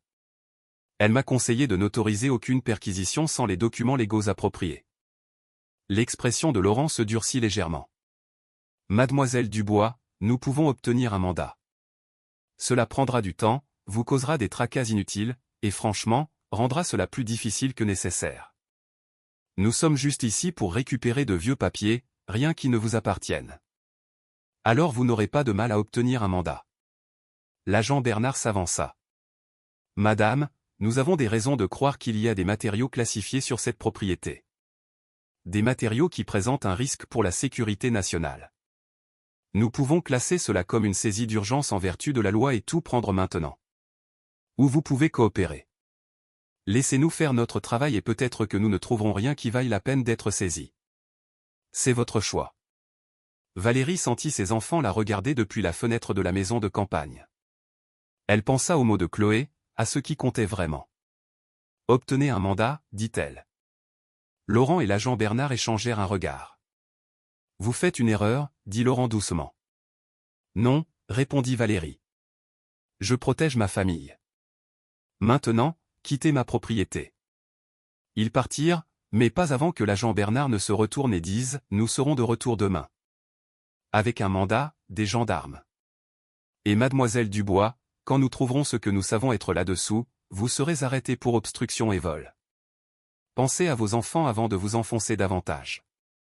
Valérie les regarda s'éloigner, puis courut vers le bunker. Elle avait peut-être 24 heures, peut-être moins. Elle rassembla les enfants et leur expliqua en termes simples que des hommes méchants venaient, qu'ils devaient cacher les choses importantes, qu'ils devraient peut-être partir. Léo se mit à pleurer. Manon s'agrippa à son lapin en peluche. Chloé fixa simplement sa mère avec ses yeux trop vieux pour son âge. « Où irons-nous » demanda Chloé. « Je ne sais pas encore. Mais nous trouverons une solution. » Valérie passa l'après-midi à déplacer les objets les plus précieux de la pièce cachée. Elle ne pouvait pas tout prendre, mais elle pouvait en prendre assez. Elle chargea 2 sacs de sport de pièces d'or, d'obligations aux porteurs de grande valeur et des documents les plus compromettants. Elle les cacha dans un contenant étanche et l'enterra dans les bois, marquant l'emplacement dans le GPS de son téléphone. Le reste, elle le laissa. Si le gouvernement voulait si désespérément récupérer son trésor, il pouvait en avoir la majeure partie. Mais elle gardait assez pour donner une chance à ses enfants. Ce soir-là, alors que le soleil se couchait et que les bois s'assombrissaient, Valérie s'assit avec ses enfants à la petite table du bunker. « Je dois vous dire la vérité, dit-elle.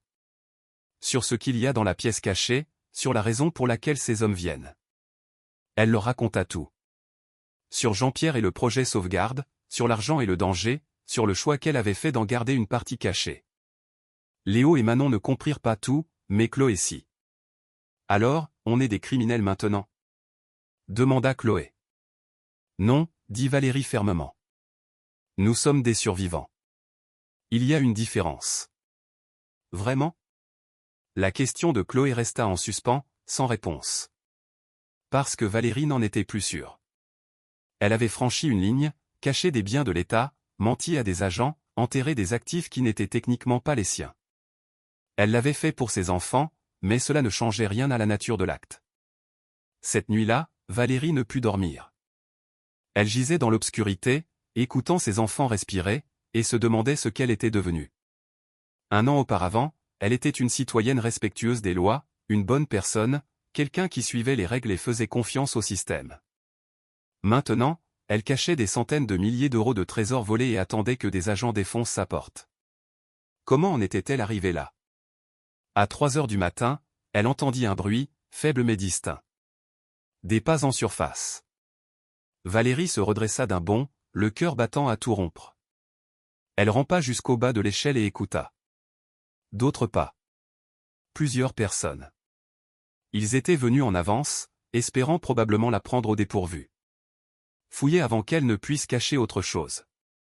Valérie monta silencieusement l'échelle et jeta un coup d'œil à travers la fente de la trappe. Des faisceaux de lampes de poche balayaient la clairière. Au moins 4 personnes, peut-être plus. Elle vit le SUV garé à la lisière de la forêt, caché de la route. Il s'installait, se préparant à pénétrer dans le bunker à l'aube. Valérie redescendit et prit une décision.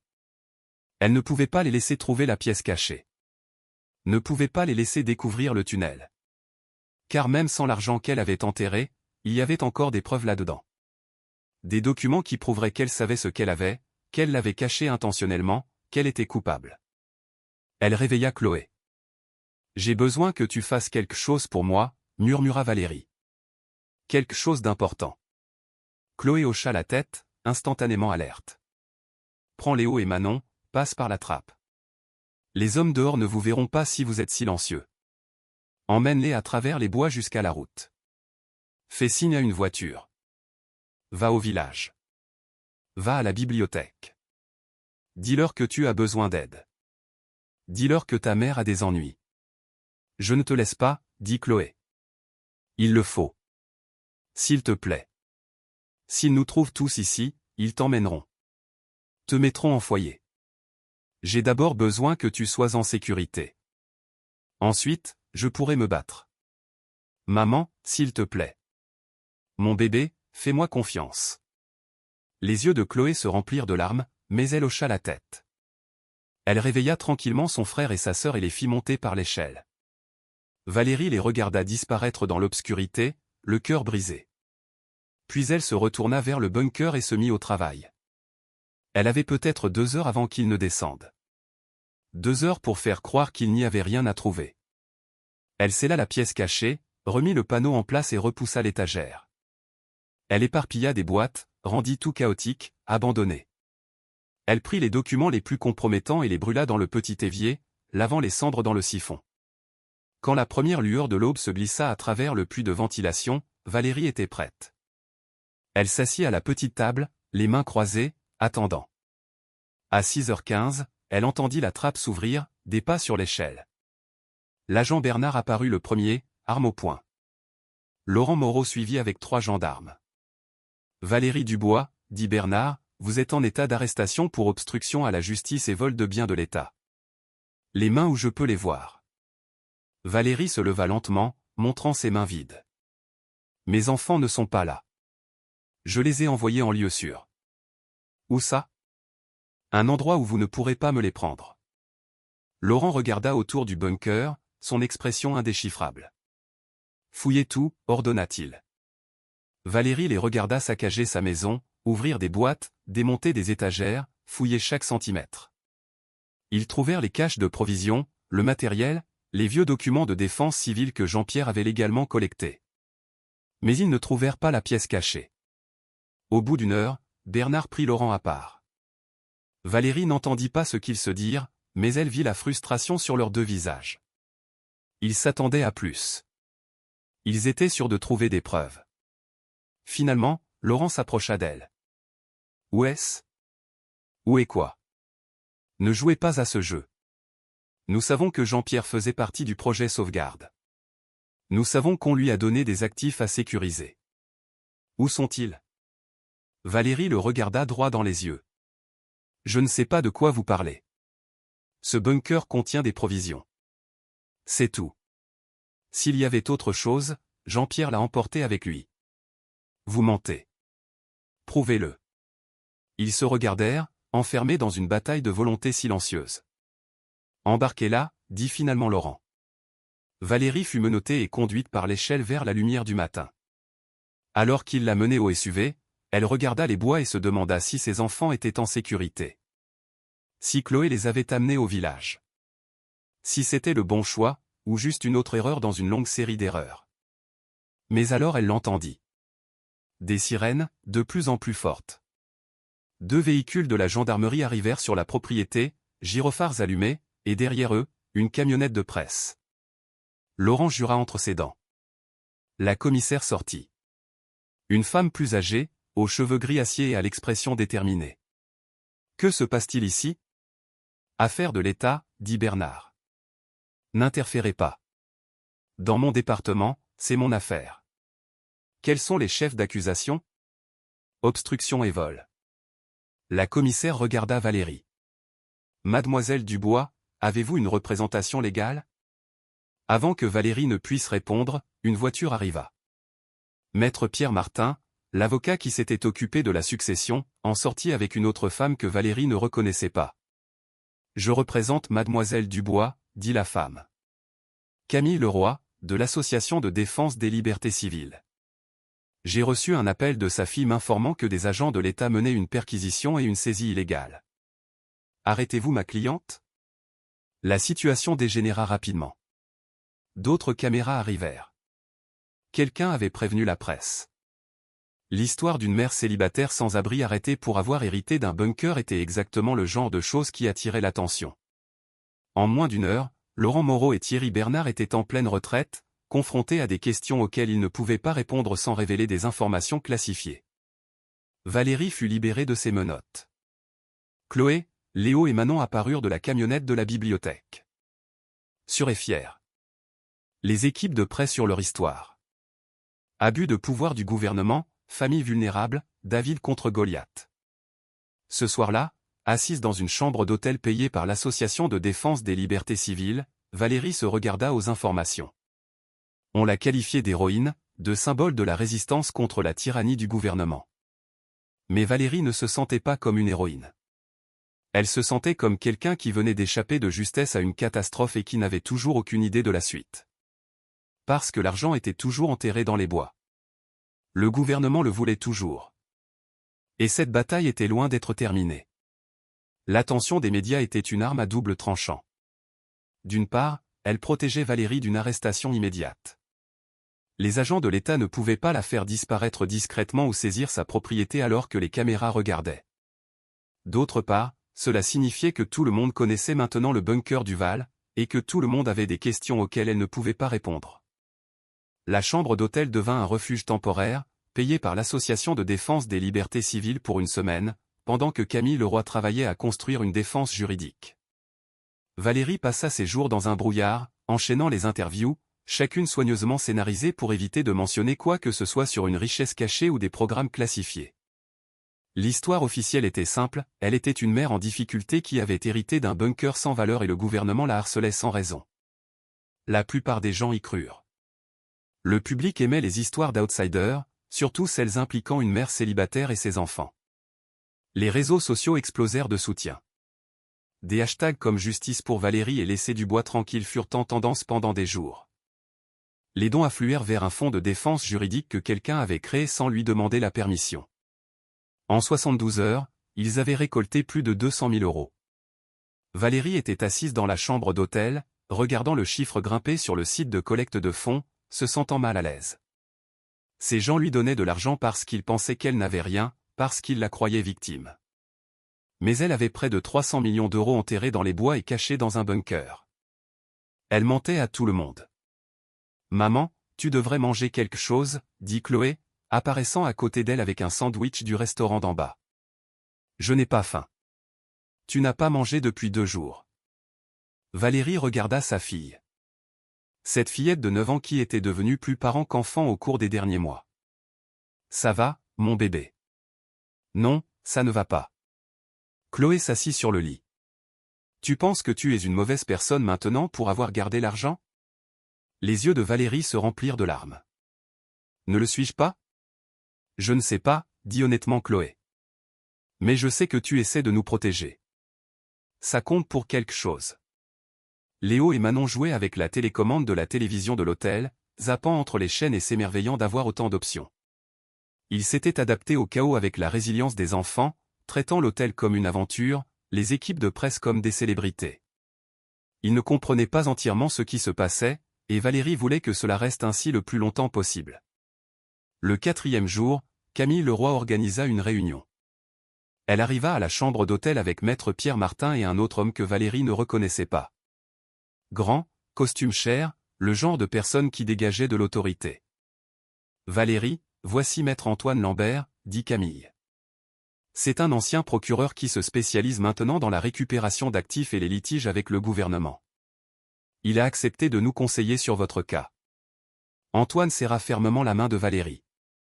Mademoiselle Dubois, j'ai examiné tout ce que Camille m'a envoyé. Les documents de la succession, les registres de propriété, l'incident avec l'agent Bernard. J'ai quelques questions et j'ai besoin que vous soyez complètement honnête avec moi. Pouvez-vous faire ça ? Valérie jeta un coup d'œil aux enfants. Pouvons-nous parler en privé ? Ils se déplacèrent sur le petit balcon, fermant la porte derrière eux. Antoine s'appuya contre la balustrade et l'étudia. Avez-vous trouvé autre chose que des provisions dans ce bunker ? Le cœur de Valérie battait à tout rompre. C'était le moment.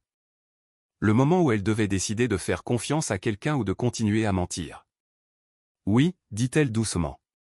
Qu'avez-vous trouvé ? De l'argent. Des actifs. Beaucoup. Combien ? Le registre disait 298 millions d'euros. Antoine ne réagit pas avec choc ou incrédulité. Il hocha simplement la tête lentement. De l'or, des obligations aux porteurs, des devises. Tout ça. Comment le saviez-vous ? Parce que le projet sauvegarde n'était pas aussi secret que le gouvernement aime à le prétendre. Il y a eu des rumeurs pendant des années. Des histoires d'opérateurs civils cachant des actifs gouvernementaux pendant la guerre froide. La plupart des gens pensaient que c'était des théories du complot, mais j'ai travaillé sur une affaire en 2007 impliquant un bunker dans les Alpes. Nous avons trouvé des preuves d'une installation similaire, bien que rien de comparable à cette échelle. Que s'est-il passé ? Le gouvernement a tout saisi. La famille a tout perdu. Et l'homme qui a hérité du bunker a passé 3 ans en prison pour obstruction. Valérie sentit ses genoux faiblir. C'est donc ce qui va m'arriver ? Pas nécessairement. Ce cas était différent. L'héritier a essayé de vendre des obligations immédiatement, ce qui a déclenché des alertes. Il a également détruit des documents et menti sous serment. Vous n'avez pas encore fait ces choses. Encore, répéta Valérie. J'en ai enterré. J'ai caché des documents. C'est la même chose. Pas tout à fait. Vous n'avez rien essayé de liquider. Et techniquement, le gouvernement devrait prouver que vous saviez que les actifs étaient classifiés avant de les cacher. C'est difficile. Antoine croisa les bras. Voici la situation. Le gouvernement veut récupérer ses actifs, mais il ne veut pas admettre que le projet sauvegarde a existé. C'était un programme illégal, opéré en dehors du contrôle parlementaire, probablement financé par des budgets noirs. Si cela va en procès public, ils devront expliquer d'où venait cet argent et pourquoi ils le cachaient chez des civils. C'est un scandale qu'ils feront tout pour éviter. Alors, que dois-je faire? Vous négociez. Nous organisons un règlement privé. Vous rendez la plupart des actifs. Ils abandonnent toutes les charges et enquêtes. Et vous obtenez une commission de découverte pour vos ennuis. Combien de commissions? 10%, peut-être 15% si nous insistons. C'est encore 20 à 45 millions d'euros, net d'impôts, en échange de votre silence. Le souffle de Valérie se coupa. 20 à 45 millions. Plus d'argent qu'elle ne pourrait en dépenser en 10 vies. Assez pour tout donner à ses enfants. Et elle n'aurait pas à se cacher, à mentir, à passer le reste de sa vie à regarder par-dessus son épaule. Et si je dis non? Si je veux tout garder? Antoine haussa un sourcil. Alors vous passerez la prochaine décennie en bataille juridique, que vous perdrez probablement. En supposant que vous ne finissiez pas en prison d'abord. Et même si vous gagnez d'une manière ou d'une autre, cet argent ne sera jamais vraiment à vous. Vous ne pourrez jamais le dépenser ouvertement, jamais l'investir correctement, jamais avoir la paix. Est-ce la vie que vous voulez pour vos enfants? Valérie regarda à travers la porte vitrée Chloé, Léo et Manon. Ils riaient de quelque chose à la télévision. Leur visage détendu. Heureux. Quand les avait-elle vus comme ça pour la dernière fois? Vraiment, sincèrement heureux? Non, dit-elle. Ce n'est pas la vie que je veux. Antoine hocha la tête. Alors laissez-moi passer quelques appels. J'ai des contacts au ministère de la Justice, des gens qui peuvent faciliter ce genre d'arrangement discrètement. Mais Valérie, avant de le faire, j'ai besoin de savoir exactement ce que vous avez et où c'est. Plus de secrets. Pas avec moi. Valérie prit une profonde inspiration et lui raconta tout. La pièce cachée, les boîtes, le registre, les documents qu'elle avait brûlés, les 2 sacs de sport enterrés dans les bois. Tout. Quand elle eut fini, Antoine resta silencieux un long moment. Vous avez enterré combien? Peut-être 10 millions en or et en obligations. Je peux obtenir l'emplacement exact depuis mon téléphone. Et vous avez brûlé des documents classifiés. J'avais peur. Je sais. Mais ça complique les choses. Le gouvernement voudra ces documents plus qu'il ne veut l'argent. Il prouve que le programme existait. Sans eux, c'est juste votre parole contre la leur. J'ai d'abord pris des photos de tout. Elles sont sauvegardées sur le cloud. L'expression d'Antoine passa de l'inquiétude à quelque chose qui aurait pu être de l'admiration. Malin.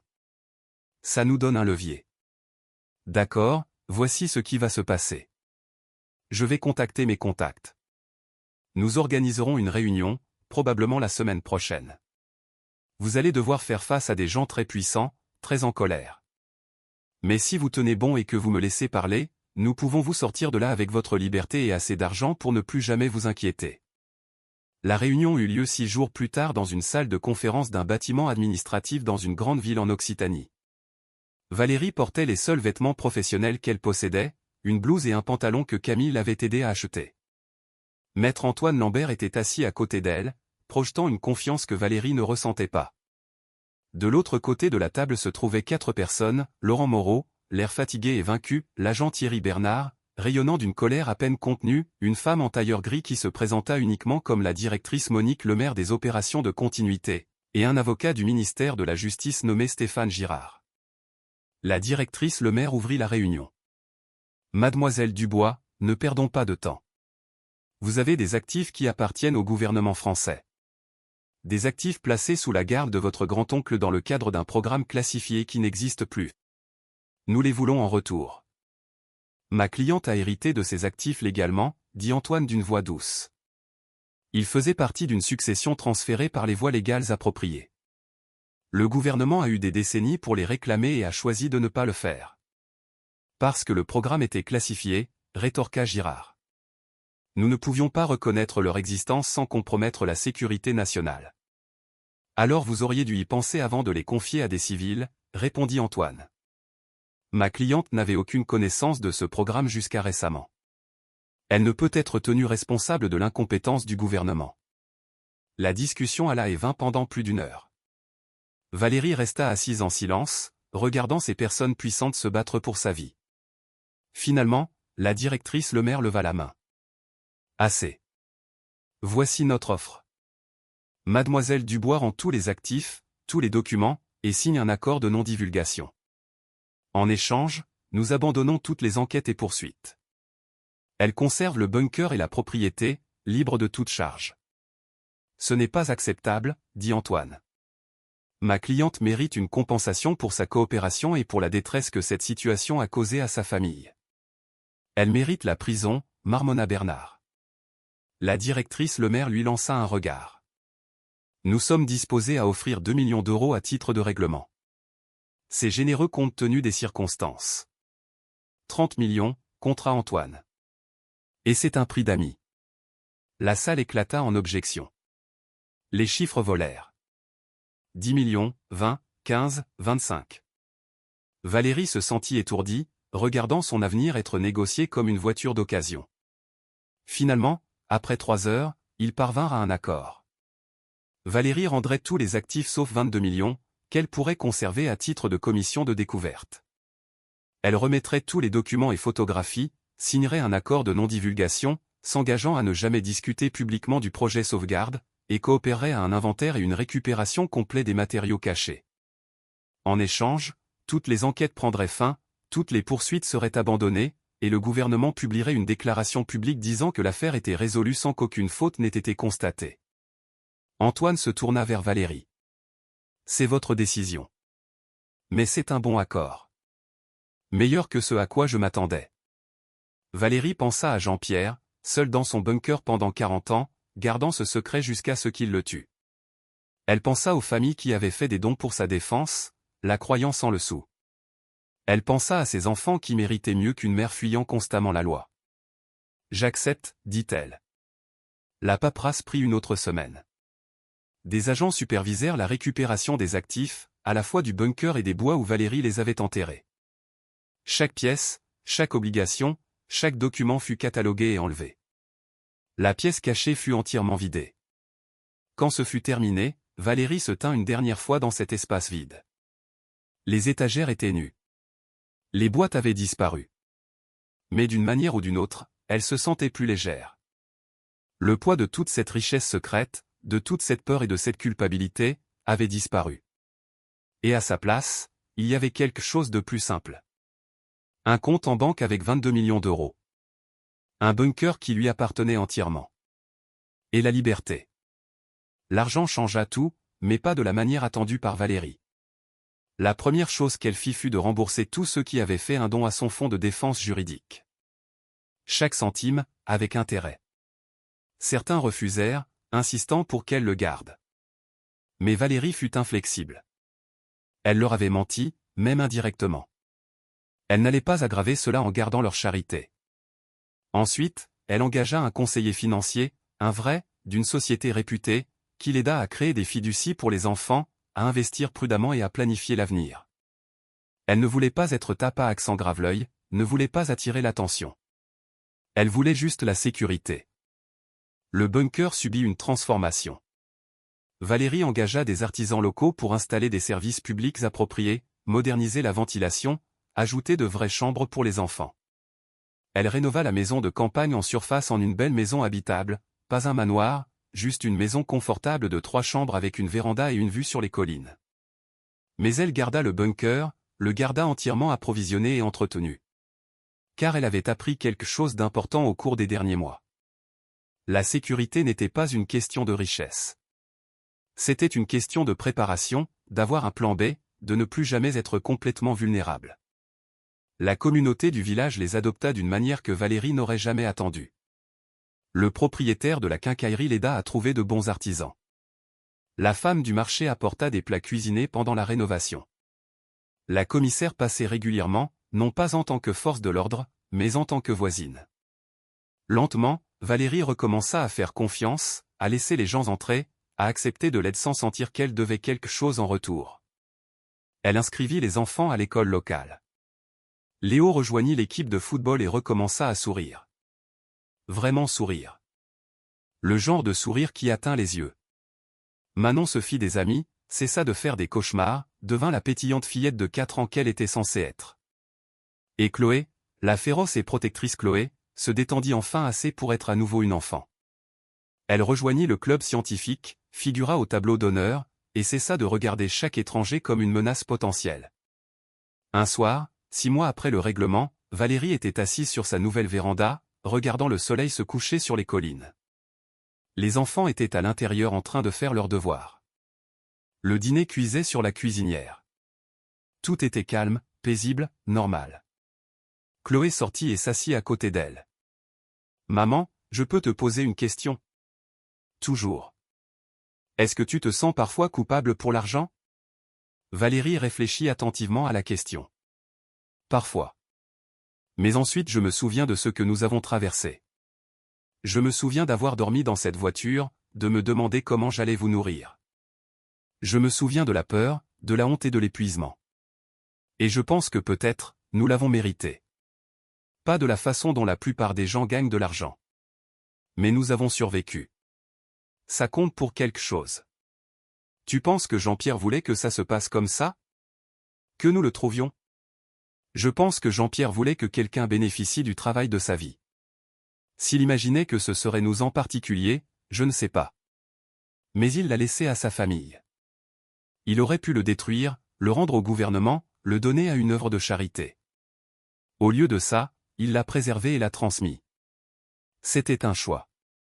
Chloé se pencha contre sa mère. Je suis contente qu'il l'ait fait. Moi aussi, mon bébé. Cet hiver-là, Valérie fit quelque chose d'inattendu. Elle créa une fondation. Pas une grande œuvre de charité tapa accent grave-l'œil avec son nom dessus. Juste un fonds discret dédié à aider les familles sans abri en France. Il fournissait un logement d'urgence, une formation professionnelle, une aide à la garde d'enfants. Toutes les choses dont Valérie avait eu besoin et qu'elle n'avait pas pu trouver. Elle ne la dirigeait pas elle-même, engageant des professionnels pour cela. Mais elle la finançait généreusement et vérifiait régulièrement, s'assurant qu'elle aidait réellement les gens au lieu de simplement payer des salaires administratifs. Elle ne disait jamais aux bénéficiaires d'où venait l'argent, juste que quelqu'un qui avait été à leur place voulait aider. La première famille que sa fondation aida était un jeune couple avec 2 enfants vivant dans leur camionnette dans une grande ville. Le père s'était blessé sur un chantier et ne pouvait pas travailler. La mère faisait tout ce qu'elle pouvait, cumulant 3 emplois à temps partiel, mais ce n'était pas suffisant. Ils dormaient sur des parkings de supermarchés depuis 4 mois. Ça vous dit quelque chose ? Pensa Valérie en lisant leur dossier. La fondation paya 3 mois de loyer dans un petit appartement, couvrit leurs charges, fournit des bons d'alimentation et mit le père en contact avec un programme de reconversion. 6 mois plus tard, Valérie reçut une lettre d'eux. Ils avaient tous les deux des emplois stables maintenant. Les enfants étaient à l'école. Ils avaient économisé assez pour un acompte sur un meilleur logement. Vous nous avez sauvé la vie, écrivit la mère. Nous nous noyions, et vous nous avez jeté une bouée. Nous ne l'oublierons jamais. Et un jour, quand nous le pourrons, nous ferons la même chose pour quelqu'un d'autre. Valérie pleura en lisant cette lettre. Parce que c'était ça le but, n'est-ce pas?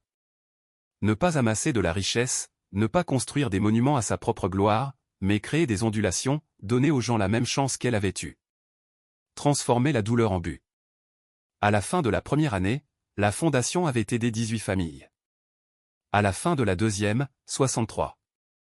Chacune, une histoire de désespoir transformée en espoir. Chacune, la preuve que le système pouvait fonctionner si quelqu'un se souciait assez pour le faire fonctionner. Parfois, la nuit, Valérie descendait dans le bunker, maintenant magnifiquement fini, mais toujours reconnaissable comme l'abri qu'il avait été. Elle s'asseyait au bureau où Jean-Pierre écrivait autrefois ses registres méticuleux et pensait au chemin étrange qu'il avait mené ici. Du désespoir à la découverte, de la pauvreté à la richesse, de la peur à la liberté. Ce n'avait pas été une ligne droite. Il y avait eu des compromis moraux, des zones grises juridiques, des moments de doute et de terreur. Elle avait menti, caché des choses, négocié avec des agents de l'État. Elle avait fait des choses que l'ancienne Valérie n'aurait jamais faites. Mais elle avait aussi survécu. Elle avait protégé ses enfants. Elle avait transformé un héritage de 900 € en un avenir. Et peut-être, juste peut-être, que c'était suffisant. 1 an après avoir trouvé la pièce cachée, Valérie reçut une lettre. Elle arriva par l'intermédiaire de son avocat, transmise par une source anonyme. À l'intérieur se trouvait une seule page, tapée sur du vieux papier qui semblait avoir séjourné dans un classeur pendant des décennies. À quiconque hérite de ce fardeau, je suis désolé et je vous en prie. Désolé parce que vous ferez face à des questions auxquelles je n'ai jamais pu répondre. Des décisions que je n'ai jamais eu à prendre. Je vous en prie parce que cela signifie que vous en aviez besoin et que c'était là. J'ai passé ma vie à me préparer pour une fin qui n'est jamais venue. Il s'avère que je me préparais pour vous à la place. Ne le gaspillez pas. Ne vous en cachez pas. Utilisez-le pour construire quelque chose qui compte. C'est tout ce que la survie a toujours été, construire quelque chose qui survit à la peur. Jean-Pierre Duval. Valérie lut la lettre 3 fois, les larmes coulant sur son visage. Il avait su. D'une manière ou d'une autre, il avait su exactement ce qui se passerait. Il l'avait probablement écrite il y a des décennies et s'était arrangé pour qu'elle soit livrée lorsque certaines conditions seraient remplies. Elle plia la lettre soigneusement et l'ajouta à une boîte de souvenirs, des choses qu'elle garderait pour les enfants quand ils seraient plus grands. Des preuves d'où ils venaient et du chemin qu'ils avaient parcouru. Ce printemps-là, Valérie organisa un barbecue, invitant la moitié du village. Les enfants couraient dans le jardin. Les adultes se rassemblaient autour du grill. Les rires résonnaient sur la propriété. C'était le genre de célébration normale et heureuse qu'elle avait cru ne plus jamais avoir. La commissaire Delma la prit à part à un moment donné. « Vous avez fait du bon travail ici, Valérie. Transformez ce vieux bunker en quelque chose de spécial. Jean-Pierre serait fier. Vous le connaissiez un peu? Assez pour savoir qu'il n'était pas fou. Juste prudent. Et il avait raison de l'être. Le monde est un endroit dangereux. C'est vrai, acquiesça Valérie. Mais il est aussi magnifique. Il faut juste survivre assez longtemps pour le voir. La commissaire sourit et leva son verre. À la survie, alors. À la survie. Alors que la fête continuait, Valérie regarda ses enfants, en bonne santé et heureux. Sa maison, sûre et payée. Sa communauté, accueillante et solidaire. Son avenir, incertain mais plus terrifiant. Elle pensa à la femme qu'elle avait été 1 an auparavant. Brisée, désespérée, dormant dans une voiture avec ses enfants et se demandant s'il tiendrait une semaine de plus. Cette femme n'aurait jamais cru que cela fût possible. Mais c'était possible. Elle en était la preuve vivante. Parce que parfois, la survie ne consiste pas à être parfait. Il ne s'agit pas de suivre toutes les règles ou de faire tous les bons choix. Parfois, il s'agit d'être assez courageux pour accepter de l'aide, même de fantômes. Assez intelligent pour savoir quand se battre et quand négocier.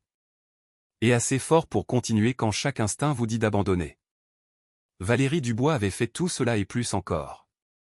Elle avait pris un héritage de 900 € et l'avait transformé en une fortune.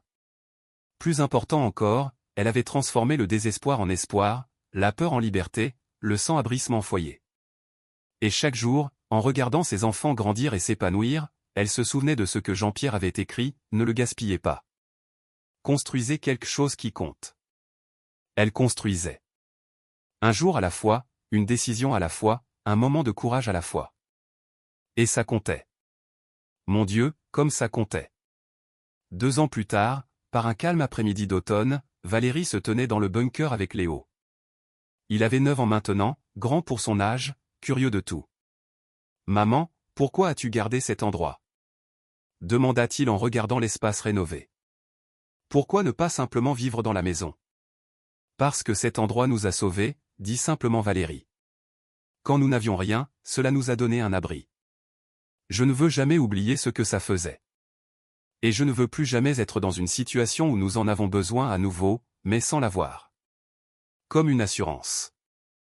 Exactement comme une assurance. Léo passa sa main le long du mur. C'était effrayant de vivre ici au début? Terrifiant. Mais aussi un peu incroyable. Parce que c'était à nous. Personne ne pouvait nous faire partir. Personne ne pouvait nous dire que nous n'étions pas à notre place. Je suis content qu'on soit resté, dit Léo. Même quand c'était dur. Surtout alors. Parce que maintenant je sais qu'on peut survivre à tout. Valérie serra son fils fort dans ses bras. Ce garçon qui avait été si silencieux et effrayé et qui était maintenant confiant et fort. Oui, mon bébé. On peut survivre à tout.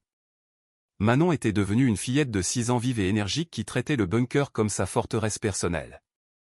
Elle décorait sa chambre souterraine avec des dessins et des guirlandes lumineuses, transformant l'abri de la guerre froide en quelque chose de magique. Elle n'avait aucun souvenir des temps désespérés, des nuits sur les parkings, de la peur. Et Valérie en était reconnaissante. Certains fardeaux n'étaient qu'à elle de porter. Chloé, maintenant âgée de 11 ans, était devenue une sorte de célébrité locale dans son collège. Quand les autres enfants ont découvert que sa famille vivait sur une propriété avec un véritable bunker de la guerre froide, elle est devenue instantanément cool. Elle faisait parfois des visites, soigneusement validées par Valérie, transformant l'histoire en quelque chose de tangible pour ses camarades de classe. Elle avait lancé un blog sur la préparation à la survie, écrivant des articles sur les kits d'urgence et l'autosuffisance qui attiraient des milliers de lecteurs. Valérie s'était inquiétée que cela ne révèle trop de choses. Mais Chloé était prudente. Elle ne mentionnait jamais l'argent, le gouvernement, la pièce cachée. Juste la sagesse pratique d'être prêt à tout. Ma mère m'a appris que la sécurité, ce n'est pas d'être riche, écrivait Chloé dans un article. C'est d'être préparé, d'avoir un plan B, un plan C et un plan D. Parce que la vie ne se soucie pas de votre plan A. L'article est devenu viral. De grands médias l'ont repris. Chloé a été invitée à prendre la parole lors d'une conférence sur la préparation à Lyon. À 11 ans, debout sur une scène devant 200 adultes, elle a raconté leur histoire. La version publique éditée. L'histoire d'une famille qui a tout perdu et a appris à reconstruire. Nous n'étions pas des survivalistes avant, dit-elle dans le microphone, étonnamment confiante. Nous étions juste une famille normale. Et puis la normalité s'est effondrée. Ma mère n'avait pas de bunker, ni de plan, ni rien d'autre que la détermination de nous garder ensemble. Mais quand elle a hérité de ce bunker, elle ne l'a pas vu comme quelque chose de bizarre ou de paranoïaque. Elle l'a vu comme un cadeau, une seconde chance. Et elle nous a appris qu'on ne se prépare pas parce qu'on a peur. On se prépare parce qu'on est intelligent. Le public lui fit une ovation debout. Valérie regardait depuis les coulisses, pleurant de fierté. Sa fille, cette enfant féroce et brillante qui avait grandi sur des parkings et dans des bunkers, enseignait aux adultes la résilience, la survie, l'espoir. Sur le chemin du retour de Lyon, Chloé posa une question qui couvait manifestement depuis un moment. « Maman, est-ce que tu nous diras un jour toute la vérité sur ce qu'il y avait vraiment dans cette pièce cachée ?» Valérie jeta un coup d'œil dans le rétroviseur à ses 3 enfants. Léo faisant semblant de dormir. Manon dormant vraiment, serrant son lapin. Chloé la regardant avec ses yeux trop savants.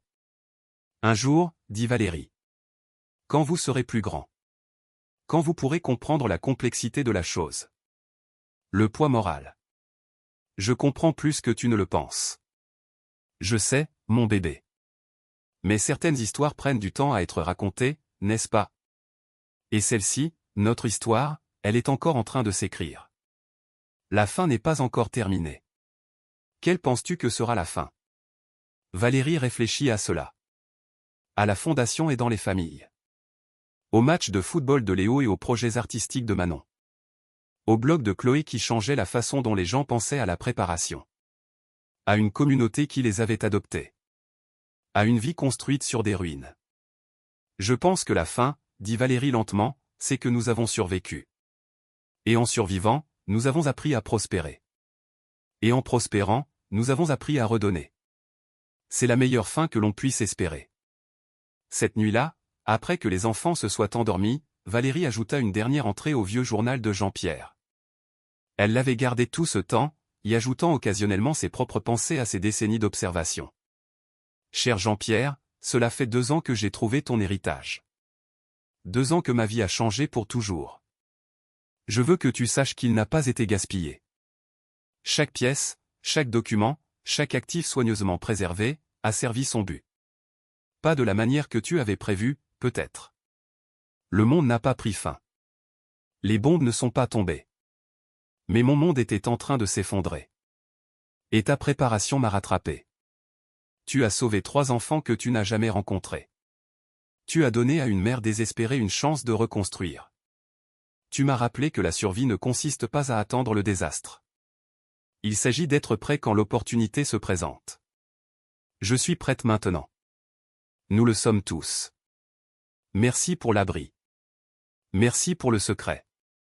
Merci d'avoir cru que quelqu'un aurait besoin de ce que tu as laissé derrière toi. Tu avais raison.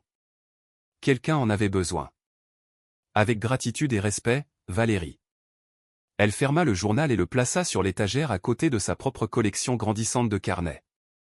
Un jour, elle transmettrait tout cela à ses enfants.